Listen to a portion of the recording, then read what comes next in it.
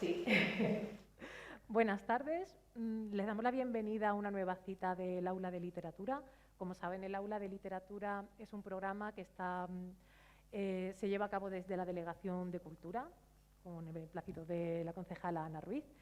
Y bueno, ya saben que siempre invitamos a diferentes autores de diferentes temáticas y demás. Esta vez lo vamos a hacer un poquito diferente, ya sabéis que nos gusta ir cambiando. Hoy voy a hacer una pequeña presentación a nuestro invitado de hoy, que es Pedro Baños. Bienvenido, Pedro. Y después vamos a dejar que Pedro nos cuente. Y ya por último haremos una serie de preguntas que tenga el público y alguna preguntita que tengo yo. ¿De acuerdo? Pues bueno, voy a empezar ya con la presentación. A Pedro Baños realmente necesita poca presentación, pero yo voy a leer un poquito. Tengo aquí mi chuleta, como siempre. Y Pedro Baños nació en León en 1960, es coronel del Ejército de Tierra, aunque ahora mismo ya no está en servicio. Allí permaneció en León hasta que entró en la Academia Militar de Zaragoza, después en la de Infantería de Toledo. En 1999, tengo aquí la chuleta porque son muchas fechas, empezó a trabajar como analista en la Secretaría General del Estado Mayor del Ejército de Tierra, casi nada, y más tarde, a mí esto me deja alucinada, jefe de Contrainteligencia y Seguridad del Ejército Europeo en Estrasburgo. Fue profesor de Estrategia y Relaciones Internacionales en la Escuela Superior de las Fuerzas Armadas, para pasar a la reserva ya en 2021. Desde hace muchos años colabora en diferentes medios de televisión, escritos, tiene varios libros publicados, ahora hablaremos un poquito más de eso. Y bueno, todos conocemos a Pedro, sobre todo porque es uno de los mayores especialistas ahora mismo, yo creo que del mundo, en geopolítica y geoestrategia. En 2017 publicó el primer libro que se llama Así se domina el mundo. Hablaba un poquito, pues eso, de las claves del poder mundial, él nos hablará un poco más ahora. Y después publicó El dominio mundial, que es este que yo tengo aquí, como ven, como siempre, con mis posis.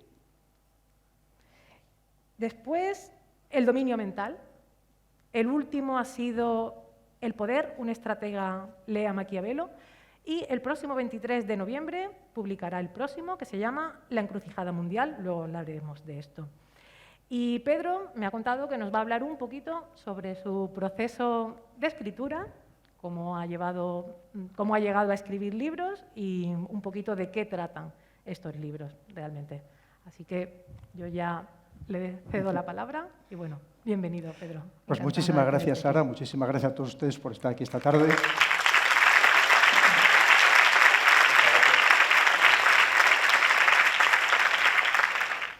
Bueno, lo primero decirles que viven ustedes en el paraíso, no sé si se han dado cuenta, pero vamos, la diferencia de venir solamente de Madrid y llegar aquí es como cambiar de mundo completamente. Es un privilegio, sin lugar a dudas, estar en este entorno. Tenemos una grandísima suerte en España de tener territorios tan magníficos como en el que ustedes disfrutan todos los días, y así tenemos la suerte de tener este sol que atrae a tantos turistas y que tanta falta nos hace, tanto por el sol, por el tema de las energías renovables, como los turistas por el tema económico. Así que les doy la enhorabuena por vivir en este sitio, que son tan afortunados. Pues efectivamente, claro, hablamos de literatura. Y yo no me considero un literato, yo soy un militar, que solemos ser, en este sentido, como somos tan pragmáticos, lo que escribimos suele ser pues, muy escueto, muy corto, muy resumido, pero literatura poca, sinceramente. Entonces les voy a contar un poco cómo yo he llegado a escribir libros, porque al final, para que veamos por dónde nos lleva la vida, por derroteros que jamás podríamos ni imaginar, ¿verdad? Y es totalmente mi caso, porque jamás yo hubiera pensado estar aquí hoy con ustedes esta tarde, disfrutando aquí en este salón tan sumamente magnífico. Pues mire, lo primero, yo soy de origen muy humilde. Cuando les digo humilde, mi padre abandonó el colegio con 12 años para ponerse a trabajar de cristalero. Estuvo trabajando 66 años, ni más ni menos, hasta que enfermó, con 78. Y mi madre ni siquiera fue al colegio. Mi madre hoy es el día todavía que le cuesta escribir su nombre para firmar, pero sí tuvimos una gran suerte en mi casa, que es que nunca nos faltaron los libros. Nos faltaba comida. Fíjese lo que les digo. No les voy a decir que pasar hambre, pero somos 3 hermanos, pero nunca comimos de pequeños todo lo que hubiéramos podido llegar a comer, y más siendo niños, que saben que devoramos prácticamente cualquier cosa. Vivíamos en una casa de protección oficial que podíamos considerar, muy pequeñita. Solamente había una habitación para mis padres, otra para mi hermana, y mi hermano y yo dormíamos, podíamos decir en la salita, pero una habitación multifuncional, porque ahí teníamos un armario donde sacábamos por la noche una cama de esta que llamábamos turca, una cama que había allí empotrada, y allí dormíamos, y mi habitación era el hueco que quedaba cuando sacaba la cama. Allí ponía mis póster y mis cosas, ¿no? Pero como les digo, lo que nunca nos faltó fue lectura. Mi padre era un lector compulsivo, eso evidentemente pues nos lo pasó a los hermanos. Mi madre, en menor medida, aunque luego con los años también lo ha sido, pero también leía mucho, y aquello pues nos fue formando intelectualmente. Muchas veces la vida no solamente es alimentarte para la supervivencia, sino también ser capaz de alimentar el intelecto, que es muy importante. Por eso muchas veces cuando hablamos de personas, dice, qué listo es que tiene una carrera, ¿no? Por supuesto, si ha sacado una carrera, pues lo será, ¿no? Pero nunca despreciemos a las personas que no la tienen, porque esas personas a lo mejor tienen un conocimiento, una cultura incluso superior, o al menos en algunos aspectos concretos. De allí, pues yo desde pequeño solo tuve una ilusión, que era ser militar. Y me preguntaron ustedes, ¿y por qué? Pues no lo sé muy bien, porque mi familia no era militar. Como le decía, mi padre era cristalero y no tenía familia militar. Pero fue lo que quise ser siempre. Y además me pasó una cosa muy concreta, ya teniendo como 13 o 14 años, me llevaron con el colegio al campamento que entonces había allí del Ferral, un centro de instrucción de reclutas que había allí en León, a visitarlo, esas jornadas de puertas abiertas que hacían los cuarteles, y me acuerdo que estaban disparando con las ametralladoras MG, estas ametralladoras grandes, y dijeron así poco menos en broma a los soldados que allí había por si alguno queríamos disparar, pensando que ninguno íbamos a decir, o sea, que sí, ¿no? Y yo dije que sí. Y además disparé, además me pasó una anécdota, porque eso como tiene mucho retroceso, yo me quedé enganchado al disparador y hasta que no se acabó la cinta no paré de disparar. Y tengo las vainas todavía guardadas allí en casa de mi madre. Entonces ya tuve claro que quería ser militar. Incluso con la opinión en contra de mis padres, que no lo entendían, no sabían por qué yo tenía ese empeño. Y no solamente eso, sino también con la opinión en contra de mi colegio, porque yo era un estudiante muy regular, por no decirles malo, y además hace poco me dieron el premio a alumno distinguido en el colegio el año pasado, y se lo contaba con todos los alumnos allí, con todos los niños presentes, y les decía lo mismo. Digo, para que os deis cuenta que no os dejéis nunca desanimar, que si tenéis un empeño, tenéis una idea vosotros en la cabeza, sentís algo dentro, que nadie os quite el sueño, porque nunca sabéis hasta dónde podéis llegar. Que nadie os diga que no, vosotros seguir diciendo que sí. Digo, porque fue lo que a mí me pasó. Yo me acuerdo que le reunieron a mis padres allí en la dirección del colegio y le dijeron, mire, los otros alumnos que han ingresado en la Academia General Militar de Zaragoza eran súper brillantes, eran los mejores estudiantes de su curso. Su hijo no va a entrar nunca. Bueno, pero aquí estamos. Un poco para hacerles el ejemplo de que ha sido, en cierto modo, creo que la principal virtud que tengo es la fuerza de voluntad. No me considero ninguna otra cosa especialmente destacable, ¿no? Pero sí la fuerza de voluntad, que creo que es lo más importante. El caso es que finalmente pues, pude ingresar en la Academia General Militar, pero como todos estos destinos que he tenido, pues eran destinos, es verdad, operativos, ¿no? Pero ya empezando de capitán, allá en el año 1990, fíjese ya, si ha pasado años, pues me dio por empezar a estudiar, a centrarme en estos temas de geopolítica, cuando aquí nadie, absolutamente nadie, hablaba de estos temas. Estoy hablando de 1990. Y los primeros cursos que dio la UNED, yo me apunté sobre estos temas, muy básicos todavía, y a partir de ahí, además de que lo ejerciera profesionalmente, personalmente, pues me seguían atrayendo y me seguía perfeccionando en este sentido. Es más, durante unos cuantos años cometí algo que luego sería un gran error en mi carrera, que de estratega tengo poco, porque pedí durante unos cuantos años meses de asuntos propios que unía al mes de permiso, de vacaciones, para ir a estudiar por mi cuenta, sin tener el sueldo, en algunas de las mejores universidades del mundo. Pero claro, cuando llegaban los ascensos, como vamos todos en milésimas, los compañeros, pues esos meses me los consideraban de no activo y yo en vez de promocionar, despromocionaba cada vez que llegaba un ascenso. Cuanto más me preparaba, más despromocionaba. Pero bueno, son cosas de la vida. Pero yo seguía con mi empeño. Pero es verdad que en el ámbito de escribir, pues no escribía, pues, lo propio de este mundo militar, que les digo, con un lenguaje muy seco, muy breve, muy conciso, pero de literatura, como decía antes, nada en absoluto. Pero llegó una circunstancia, allá en el año 2005 pudo ser, estando de director del Centro Superior de Estudios de la Defensa Nacional, del CSDEN, donde yo estaba entonces ya de profesor del curso de Estado Mayor como profesor de Estrategia y Relaciones Internacionales, y el almirante que estaba entonces, que se llamaba Sánchez Barriga, pues un día nos reunió a los profesores, estoy hablando eso del año 2005, y nos dijo que por qué no empezábamos a escribir en prensa, que incluso ir a las universidades a dar conferencias, que entonces no se estilaba, para demostrar, y yo me acuerdo de sus palabras textuales, para demostrar que los militares también sabíamos leer y escribir. Que había entonces, fíjese, es que le voy a decir eso, que parece un chiste, no lo es.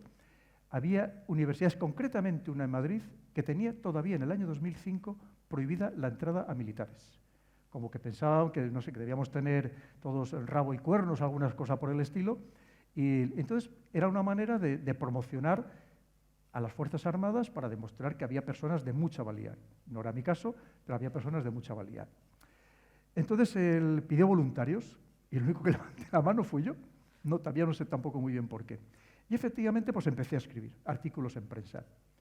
Y empecé de modo gratuito en el Diario de León. Yo como soy de León, pues un día fui allí a ver al director, me presenté allí y le dije, mire, si quiere que escriba sobre temas de política internacional, de relaciones, de estrategia, de geopolítica, pues cuente conmigo. Y empecé a escribir. De ahí, pues como todo en la vida, te das a conocer. De ahí me llamó el grupo Vocento, que entre otras cosas tiene ABC, además de muchos periódicos regionales por toda España, y empecé a escribir también con ellos. Pero tampoco podíamos considerar que era literatura. Como les digo, yo un literato de verdad, yo le tengo enorme respeto, yo no me considero como tal, ni mucho menos. Esas personas que escriben de esa manera tan maravillosa, que te engancha desde la primera página, que escriben poesía, pues no, yo no tengo esos dones, ni mucho menos, en absoluto. Pero de ahí, como les digo, ya en el año 2015, empezó a aparecer también en los medios de las televisiones, en las radios, y en el año 2015 me vino el que entonces era el editor de Ariel, uno de los sellos del Grupo Planeta, y me propuso escribir un libro sobre geopolítica, que en España nadie había escrito sobre geopolítica desde los años 50, que había escrito Vicent Vives. Nadie había vuelto a escribir de geopolítica. Había, por supuesto, buenos geopolíticos en el mundo anglosajón, alguno francés, que estos temas les gustan mucho. Había incluso en Argentina también, por ejemplo, había geopolíticos, pero en España nadie había escrito. Y yo al principio pues dije, ¿pero por qué yo? ¿No? Hombre, porque hemos visto que se escribe sobre estos temas en prensa y podíamos hacer algo, eso que aquí sería algo muy novedoso. El caso es que pasó un año, llegó 2016 y me dijo, no has escrito ni una línea. Dice, mira, o lo empiezas a escribir tú o tendremos que contar con otra persona. Dije, bueno, pues me voy a poner.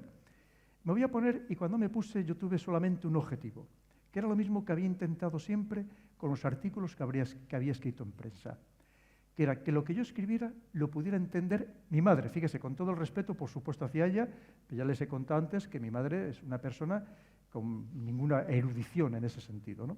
Que lo pudiera entender perfectamente, porque me propuse el objetivo, que me parecía muy complicado, de intentar algo que hasta ese momento quedaba constreñido a círculos de poder, este mundo militar, la alta política, algún círculo también universitario, pero a personas muy concretas. Poderlo trasladar a todo el mundo, popularizar, democratizar la geopolítica.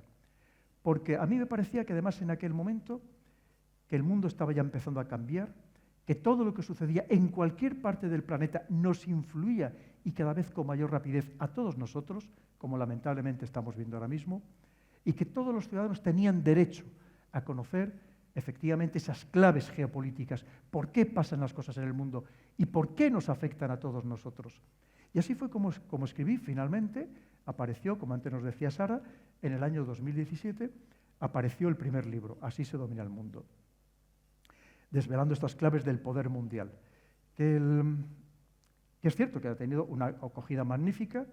En España va por 21 ediciones, se ha traducido como creo que ya a 15 idiomas, pero claro, ahí cometí un gran error también, que si lo han leído algunos de ustedes, pues este mundo anglosajón que hasta ahora ha dominado el mundo, pues se sintió un poco ofendido porque digamos que desvelaba demasiadas claves geopolíticas.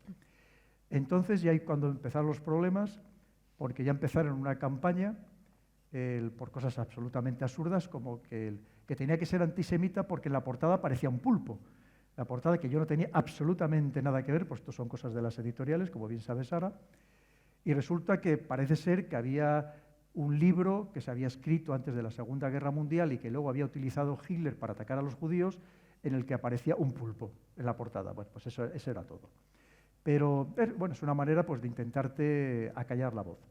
De ahí pude hacer el segundo libro, el dominio mundial, en el que pues, contaba qué instrumentos se emplean para ejercer este dominio mundial.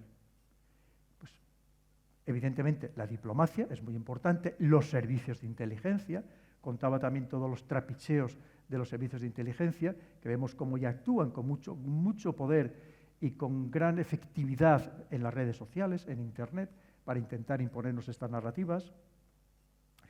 Y luego también, por ejemplo, algo muy interesante que es la tecnología. Ya también hablaba ahí, en ese marco de la tecnología, de la gran rivalidad que ya empezaba a haber de una manera cada vez más clara entre Estados Unidos y China. Que ahora mismo, yo voy a intentar hablar lo mínimo posible, si ustedes me preguntan, encantado, y si no, no se preocupen, es que yo sigo hablando, pero me gustaría dejar que ustedes me preguntaran todo lo que quisieran. Que lo estamos viendo ahora mismo escenificado, lo hemos visto en la última Estrategia de Seguridad Nacional, publicada el día 16 de Estados Unidos. Lo acabamos de ver ahora mismo en el último congreso del Partido Comunista Chino, donde el mundo claramente se ha roto. Hemos entrado en una era diferente, quizás no somos plenamente conscientes todavía de ello, pero estamos entrando en un momento tremendamente complicado, en un mundo donde se ha fraccionado, donde aquello que hasta hace poco pensábamos que teníamos problemas tan sumamente graves, que tendríamos que estar mucho más unidos toda la humanidad para intentarlo solventar, y ha sucedido todo lo contrario. Es decir, estamos en esta polarización del mundo, donde los países están intentando posicionar, ver en qué bando van a estar, donde nos estamos quedando en minoría los que nos llamamos este mundo occidental, es decir, las democracias liberales occidentales, aunque también habría mucho que matizar, que en realidad, incluso en su extensión más amplia, incluyendo a Japón, estaremos hablando de 1.000 millones de personas, cuando fíjense que en el mundo hay otros 7.000 millones de personas. Y es que la mayoría empiezan a ser ellos. Nosotros estamos en minoría y si hablamos de esta tecnología, por ejemplo, hoy China tiene en general, en casi todos los aspectos, mejor tecnología que prácticamente el resto del mundo y muy concretamente estos países que nos consideramos todavía democracias. El caso es que me propusieron escribir un tercer libro y dije, pues es que en ese momento concreto, que estábamos en plena pandemia, digo, hay algo que me resulta fundamental, que es que hay otro dominio, otro campo de batalla, además de la tierra, el mar, el espacio, el ciberespacio, como les decía, esta batalla que se libra en Internet y en las redes sociales, hay un quinto dominio que es la mente humana. Y hoy en día probablemente sea el más importante de todos. Porque fíjense, y lo estamos viendo, cómo hoy se trata de ganar las guerras en nuestra mente, en la de todos nosotros. Es mucho más importante que ganarla de verdad en el campo de batalla. Entre otras cosas, porque en realidad no sabemos lo que está pasando en el campo de batalla. Lo que sabemos es la información que nos llega condicionada o para condicionar nuestras opiniones y nuestros criterios, esas narrativas. Hoy en día es fundamental, que es lo que se llama la guerra cognitiva o la guerra neurocortical. Es decir, al final, para influirnos en nuestra mente, que es nuestro punto más débil, y que además qué fácilmente influenciables somos. por muchos aspectos.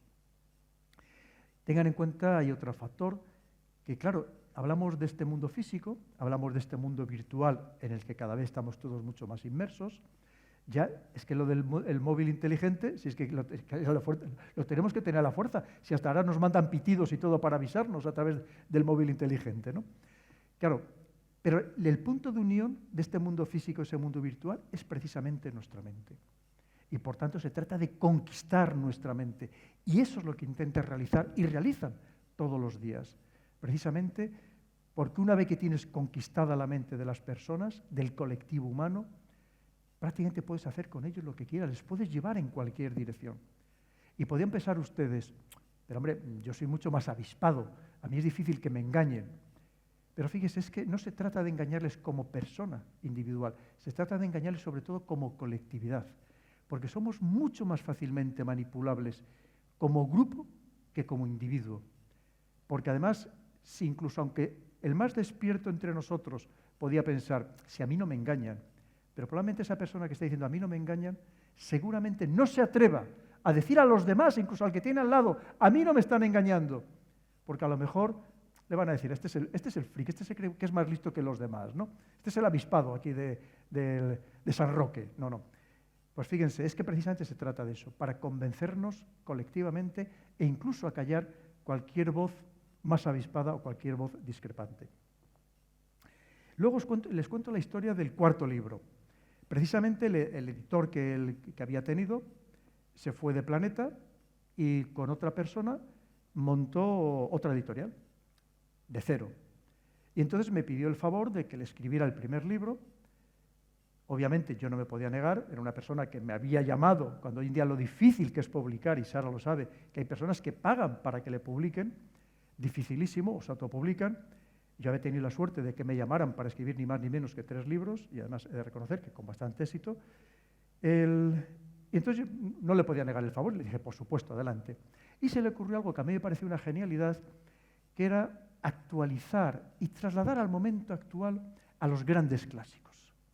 Y que íbamos a empezar con Maquiavelo, con el libro El Príncipe de Maquiavelo, cómo lo podíamos interpretar hoy en día, si sigue siendo válido todo aquel que lo que nos contaba hace ya unos cuantos siglos, y también cómo se podía adaptar precisamente a lo que hoy permite la tecnología. Lo disfruté muchísimo, es cierto que, como siempre, trabajando encerrado los veranos, que es cuando termino de dar el último impulso a los libros, pero lo disfruté muchísimo, porque era revivir un clásico del que muchas veces, como tantos clásicos, hablamos todos y en realidad muy pocos lo han leído en profundidad. Y para mí fue un verdadero placer. Y además creo que ha sido algo útil también. Porque sobre todo habló mucho de la parte buena de lo que nos contaba Maquiavelo en su Príncipe. Fíjese, aquí todos tenemos la idea esa maquiavélica, ¿verdad? Decir lo negativo, esa lucha despiadada por el poder, el fin se justifica a los medios, que nunca lo dijo como tal Maquiavelo, pero es verdad que lo dejaba interpretar se podía interpretar de alguna de sus frases. Pero sobre todo porque también tenía una parte buena, una parte de la que se podíamos extraer lecciones positivas para nuestros días y que probablemente nos habían pasado desapercibidas. Porque es verdad que el libro del Príncipe de Maquiavelo está sobre todo basado en la vida de César Borgia, pues un condottieri de la época, que eran pues, muy salvajes, muy criminales, muy autoritarios, propio también de aquel momento, pero también nos habla del príncipe bueno, que era curiosamente Fernando II de Aragón, Fernando el Católico. Y eso también es muy importante, porque al final yo lo que quiero transmitir en ese libro, que claro que la sociedad tenemos que tener y tenemos derecho a tener buenos líderes, personas capaces, personas que de verdad se preocupen por el pueblo. Como decía Maquiavelo, decía que se preocupen por la honra del pueblo, por la hacienda del pueblo, por la vida del pueblo. Y claro que hay que buscar precisamente este tipo de liderazgo, completamente diferente, algo novedoso, algo que a lo mejor estamos tan acostumbrados al liderazgo maquiavélico que se nos había olvidado exigir a los ciudadanos ese derecho que tenemos a tener otro tipo de líderes.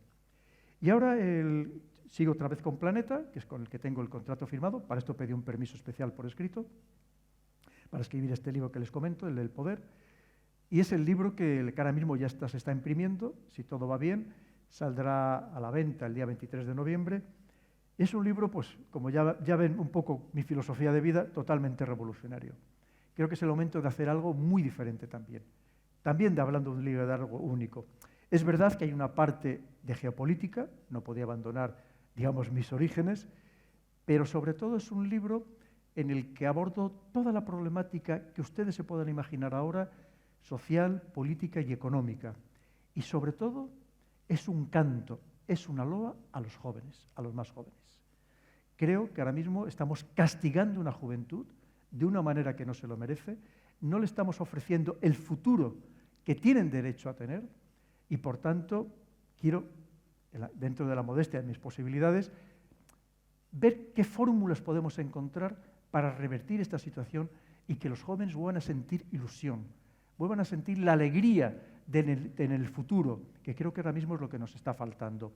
Evidentemente, no quiero caer en la prepotencia de dar soluciones definitivas, las doy en el libro, pero nunca son definitivas, evidentemente, pero sí que mi objetivo es abrir un debate sereno, no dogmático, no ideologizado. Abandonemos los idealismos, abandonemos incluso doctrinas decimonónicas que ya están desfasadas, que no nos sirven para el momento actual, que no nos van a servir para el mañana inmediato. Y cuando digo mañana literalmente, de este mundo al que vamos, automatizado, digitalizado, en el que no va a haber trabajo tal y como lo entendemos o para todo el mundo, aunque haya trabajos diferentes. Y creo que es el momento de abrir un debate sereno, pensar con estrategia, y antes les hablaba a ustedes de las energías renovables, y no podemos precipitarnos en caer en cosas que de entrada son positivas, pero que si falta esa estrategia podemos cometer grandes errores, como hemos cometido en los últimos tiempos, y por tanto que ese debate nos lleve a crear un mundo mucho mejor para todos nosotros y sobre todo para todos los jóvenes. Esto es un poco lo que les quería trasladar, ya les digo, diciéndoles que no soy un literato en absoluto, que simplemente soy una persona, un militar, que de casualidad pues casi ha llegado a escribir libros. Con mucha suerte, evidentemente, pero que en ningún caso no me considero, antes comentábamos los grandes autores, un Javier Sierra, un Pérez Reverte, personas que sí que de verdad son verdaderos literatos, ¿no? Que da gusto leerlos, y pues simplemente yo me he intentado, como les decía, dentro de la modestia de mis conocimientos y de mis actitudes, sobre todo intentar hacer un servicio a la sociedad. Precisamente como militar, creo que es lo que nos corresponde, intentar hacer ese servicio con mayor o menor acierto para intentar pues, satisfacer sus necesidades o ver cómo se pueden satisfacer de una manera mejor. Pues yo, si les parece, me voy a callar aquí. No se preocupen que yo puedo estar hablando, luego a partir de ahí podemos abrir 1000 temas. Pero vamos, sí que me gustaría, ya que ustedes han tenido la amabilidad de venir aquí esta tarde, pues darle la oportunidad de que ustedes me preguntaran lo que quisiera, además de lo que me va a preguntar Sara, por supuesto, que le damos la prioridad. Bueno, yo seguiría escuchándote. ¿Se me escucha? Sí, vale. Que lo había muteado, no sabía ya. Yo quiero tengo aquí unas cuantas preguntas y voy a dejar al público también, pero yo quería preguntarte sobre el dominio mental. A mí esto es algo que me fascina mucho. ¿Cómo crees que se puede llegar a este dominio mental? ¿Cómo crees que ahora mismo, o cómo podemos protegernos, por así decirlo? Porque vamos a no solamente hablar del problema, vamos a hablar también de las posibles soluciones. Sí, no es fácil protegernos, Sara. Verán ustedes, porque yo les digo, yo que llevo más de 30 años dedicado a estos temas y me engañan todos los días, pero a lo mejor un poco menos, ¿no? Pero me engañan. ¿Por qué? Porque lo primero que tendríamos que hacer era intentar beber, o sea, nutrirnos de datos de muchísimas fuentes diversas y ser nosotros los que hiciéramos nuestro propio análisis, que no nos dejáramos que el análisis nos lo den ya hecho. Claro, pero hay estrategias tan sumamente potentes que yo entiendo que para una persona que llega a su casa cansada por la noche de su trabajo, pone la televisión y además da igual que ponga la 1, que la 3, que la 5, si es que le van a decir lo mismo, y muchas veces hasta con las mismas imágenes, ¿no? Y cuando se lo repiten, lo mismo una y otra vez, una y otra vez, una y otra vez, por personas de teórico prestigio, de teórico ascendente, que muchas veces no lo son, claro, al final los mensajes calan. ¿Cómo arrancas ese mensaje de la sociedad? Es muy difícil. Lo que les comentaba antes, si alguien dice, hombre, mira, yo he estudiado este tema, sé de este tema en profundidad, y esto no es así, pues seguramente le van a condenar, ¿no?, al ostracismo total, Esto es lo que se llama la espiral de silencio, que la persona se autocensura a sí misma, se autolimita a sí misma, porque no se atreve clarísimamente a levantar la voz, a ser la voz discordante. Dice, oye, mira, que esto no es así, reflexionemos, a lo mejor es que nos están engañando o nos quieren llevar a una determinada manera de pensar y de actuar. Es muy complejo, Sara, muy complejo. Piensen que ahora mismo las fórmulas son muy sofisticadas. Por ejemplo, si hablamos de esta famosa desinformación, piensen que todos los conflictos, todas las situaciones son multifacéticas, tienen muchas caras y muchas aristas. Les pongo un ejemplo. Imagínense esta botella que tenemos aquí, pues no es lo mismo que la veamos por aquí la etiqueta por delante, que la veamos por detrás, que veamos el código de barras, que veamos el tapón, que la veamos la parte trasera o que veamos simplemente el agua. Claro, dependiendo de lo que yo quiera trasladarle a ustedes, yo les puedo mostrar solamente un aspecto de esta botella. Y ustedes me dirán, ¿me está desengañando? Yo le digo, no le estoy engañando. Yo le estoy mostrando una parte de la botella, el tapón, pero claro, no le estoy mostrando ni la etiqueta, ni la parte de atrás, ni el código de barras, les muestro la parte que yo quiero. Y evidentemente para condicionarles de la manera que sea. Y es lo que hacen con las noticias. Y lo vemos todos los días. Como hay noticias simplemente que, por ejemplo, les faltan datos, simplemente no es que sea mentira, es que está incompleta, que es otra manera de manipulación. Aunque ya decían los grandes clásicos que en realidad la primera desinformación es no dar la información, que cuando quieren no te dan la noticia de tantas cosas, de tantos temas, simplemente la silencian. Eso también es desinformación. Entonces, lo cierto es que estamos tremendamente condicionados en todos los aspectos. Y luego aplican, fíjense, es que hoy en día se aplican a rajatabla las técnicas de Goebbels, el gran propagandista nazi durante la Segunda Guerra Mundial, que entre otras cosas, para que llegaran los mensajes que querían a sus ciudadanos, impuso que todos los ciudadanos tenían que tener una radio y obligó a una empresa a fabricar unas radios muy baratas para que no hubiera ningún ciudadano y se vigilaba que en las casas hubiera una radio para que pudieran llegar los mensajes. Hoy ni siquiera hay que obligar a eso. Todos tenemos el teléfono móvil, tenemos la tableta, tenemos la televisión, estamos rodeados de aparatos electrónicos permanentemente que han invadido nuestra vida, de la que además nos han acostumbrado tanto a ellos que ya no podemos prescindir y que estamos permanentemente siendo bombardeados con mensajes que por supuesto que no son casualidad, que están completamente condicionados, tergiversados para condicionarnos a nosotros. Y es así como funciona. Entonces, es muy difícil. Y luego hay otra técnica muy sofisticada de control mental en este sentido, que es la sobreinformación. Recibimos tal avalancha de información que cuando queremos empezar a hacer un análisis sobre algo que nos ha llegado, pero si ya nos ha llegado la siguiente avalancha, es imposible, no tenemos capacidad ni tiempo material para hacer esa reflexión. Eso también, evidentemente, también es intencionado. Y si no lo vean, cuando hay un escándalo, por ejemplo, político, que de repente vienen otras 20 avalanchas de temas, que muchos son totalmente, casi anecdóticos, pero que les dan importancia para que se cree un debate social que enmascare lo que de verdad está pasando. O los grandes problemas estructurales. Aquí nadie habla de los grandes problemas estructurales que tenemos en Europa o que tenemos en nuestro propio país. De eso no habla nadie. Lo que hablamos, pues eso de, no voy a decir de tonterías, pero de cosas que casi son absolutamente accesorias, ¿no? Y en cambio se le da mucha importancia y que están permanentemente en los medios. Estas son algunas de las fórmulas, que evidentemente hay mucha más, como pongo en el libro, que para intentar al final dominar nuestra mente. Una vez más, nuestra parte, no se nos olvide, nuestra parte más débil de todo nuestro organismo. Y además, fíjese, de otra manera también muy astuta, que es lo que yo llamo, que hablo mucho en el siguiente libro sobre ello, lo que se llama la infantilización de la sociedad. Claro, resulta que cuando en este periodo, en la niñez, es cuando somos más influenciables. Si nos mantienen en ese estado de infantilización, en cierto modo de ignorancia, que creemos que sabemos y en realidad sabemos muy poco. Estos días, no sé si han visto, en Twitter corría un vídeo que preguntaban a una serie de jóvenes por temas de geografía, de política, y la mayoría no sabían identificar los países más importantes del mundo, como México. Ya no les digo un pequeño país, no les voy a decir Sri Lanka, pero no, México, y no sabían identificarlo en el mapa, en un mapa mundi, ¿no?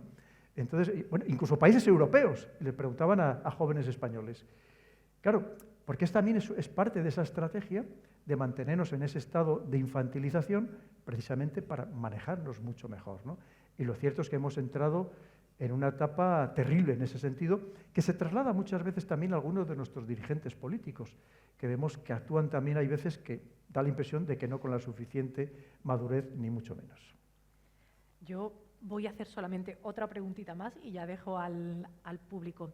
No es exactamente una pregunta, pero es algo que leí de una entrevista tuya y me dejó un poco inquieta, ¿vale?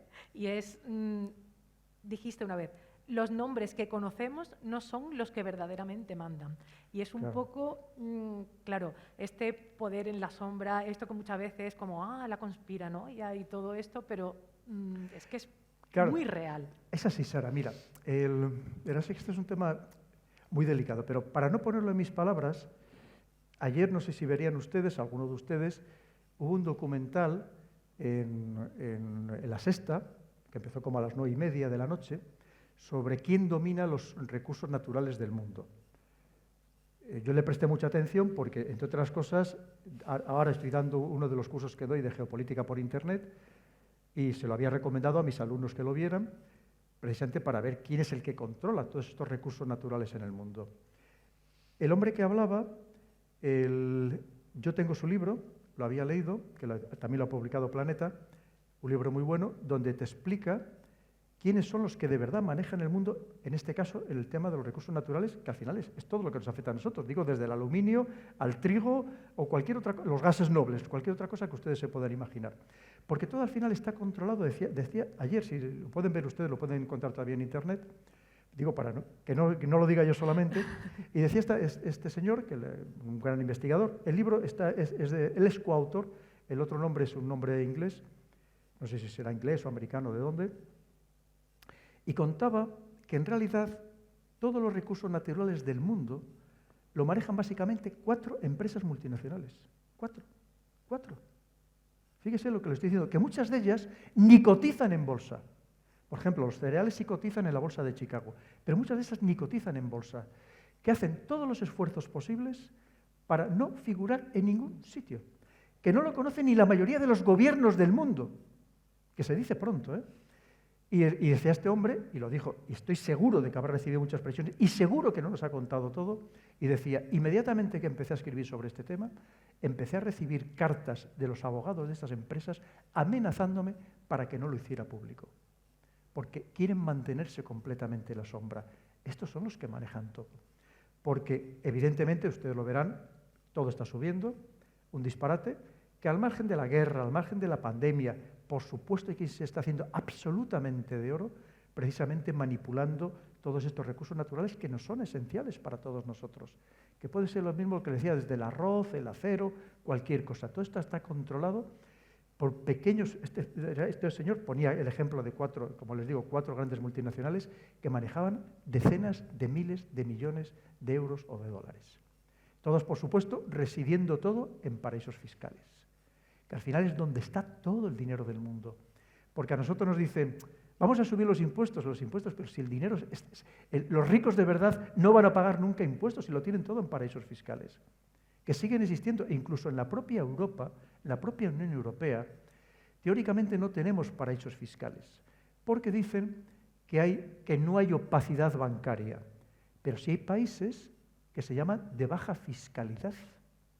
Puede ser Irlanda, puede ser Luxemburgo, puede ser Malta, puede ser Holanda, países que presumen de democracia y que en realidad están evadiendo impuestos. Hay una ilusión de impuestos a los ricos, que se amparan precisamente en estas normativas para refugiarse en estos lugares y no pagar prácticamente impuestos.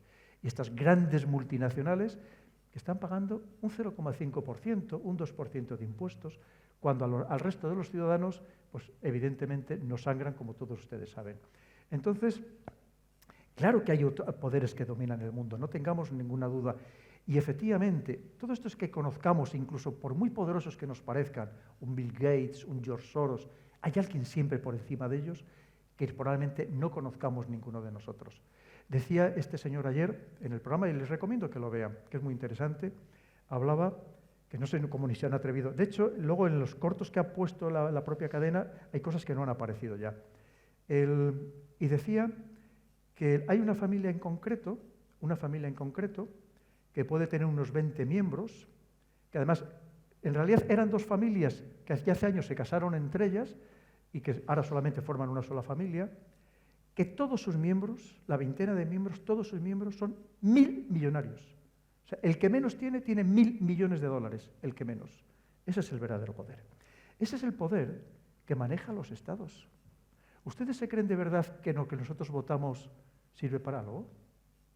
¿Ustedes se creen que si ahora hay un cambio de gobierno mañana va a haber una diferencia sustancial en lo macro en la política nacional? Ya les digo yo a ustedes que no. ¿Y por qué no lo va a haber? Porque cuando alguien llega a presidente, aunque tenga toda la buena voluntad del mundo, le va a llamar a alguien o varios y le va a dar instrucciones exactas de lo que va a tener que hacer. Funciona así. Y conozco algún caso de primera mano. O sea, no le estoy contando ninguna fábula. Y además tiene toda la lógica y se lo voy a explicar si me lo permiten. Miren, nosotros tenemos en el caso concreto español, tenemos una elevadísima deuda externa. Elevadísima. Elevadísima. Cuando, en el año 2008, antes de empezar la primera crisis de las hipotecas subprime, la deuda que tenía España era del 35% con respecto a su Producto Interior Bruto. 35%. Hoy, oficialmente, supera el 120%.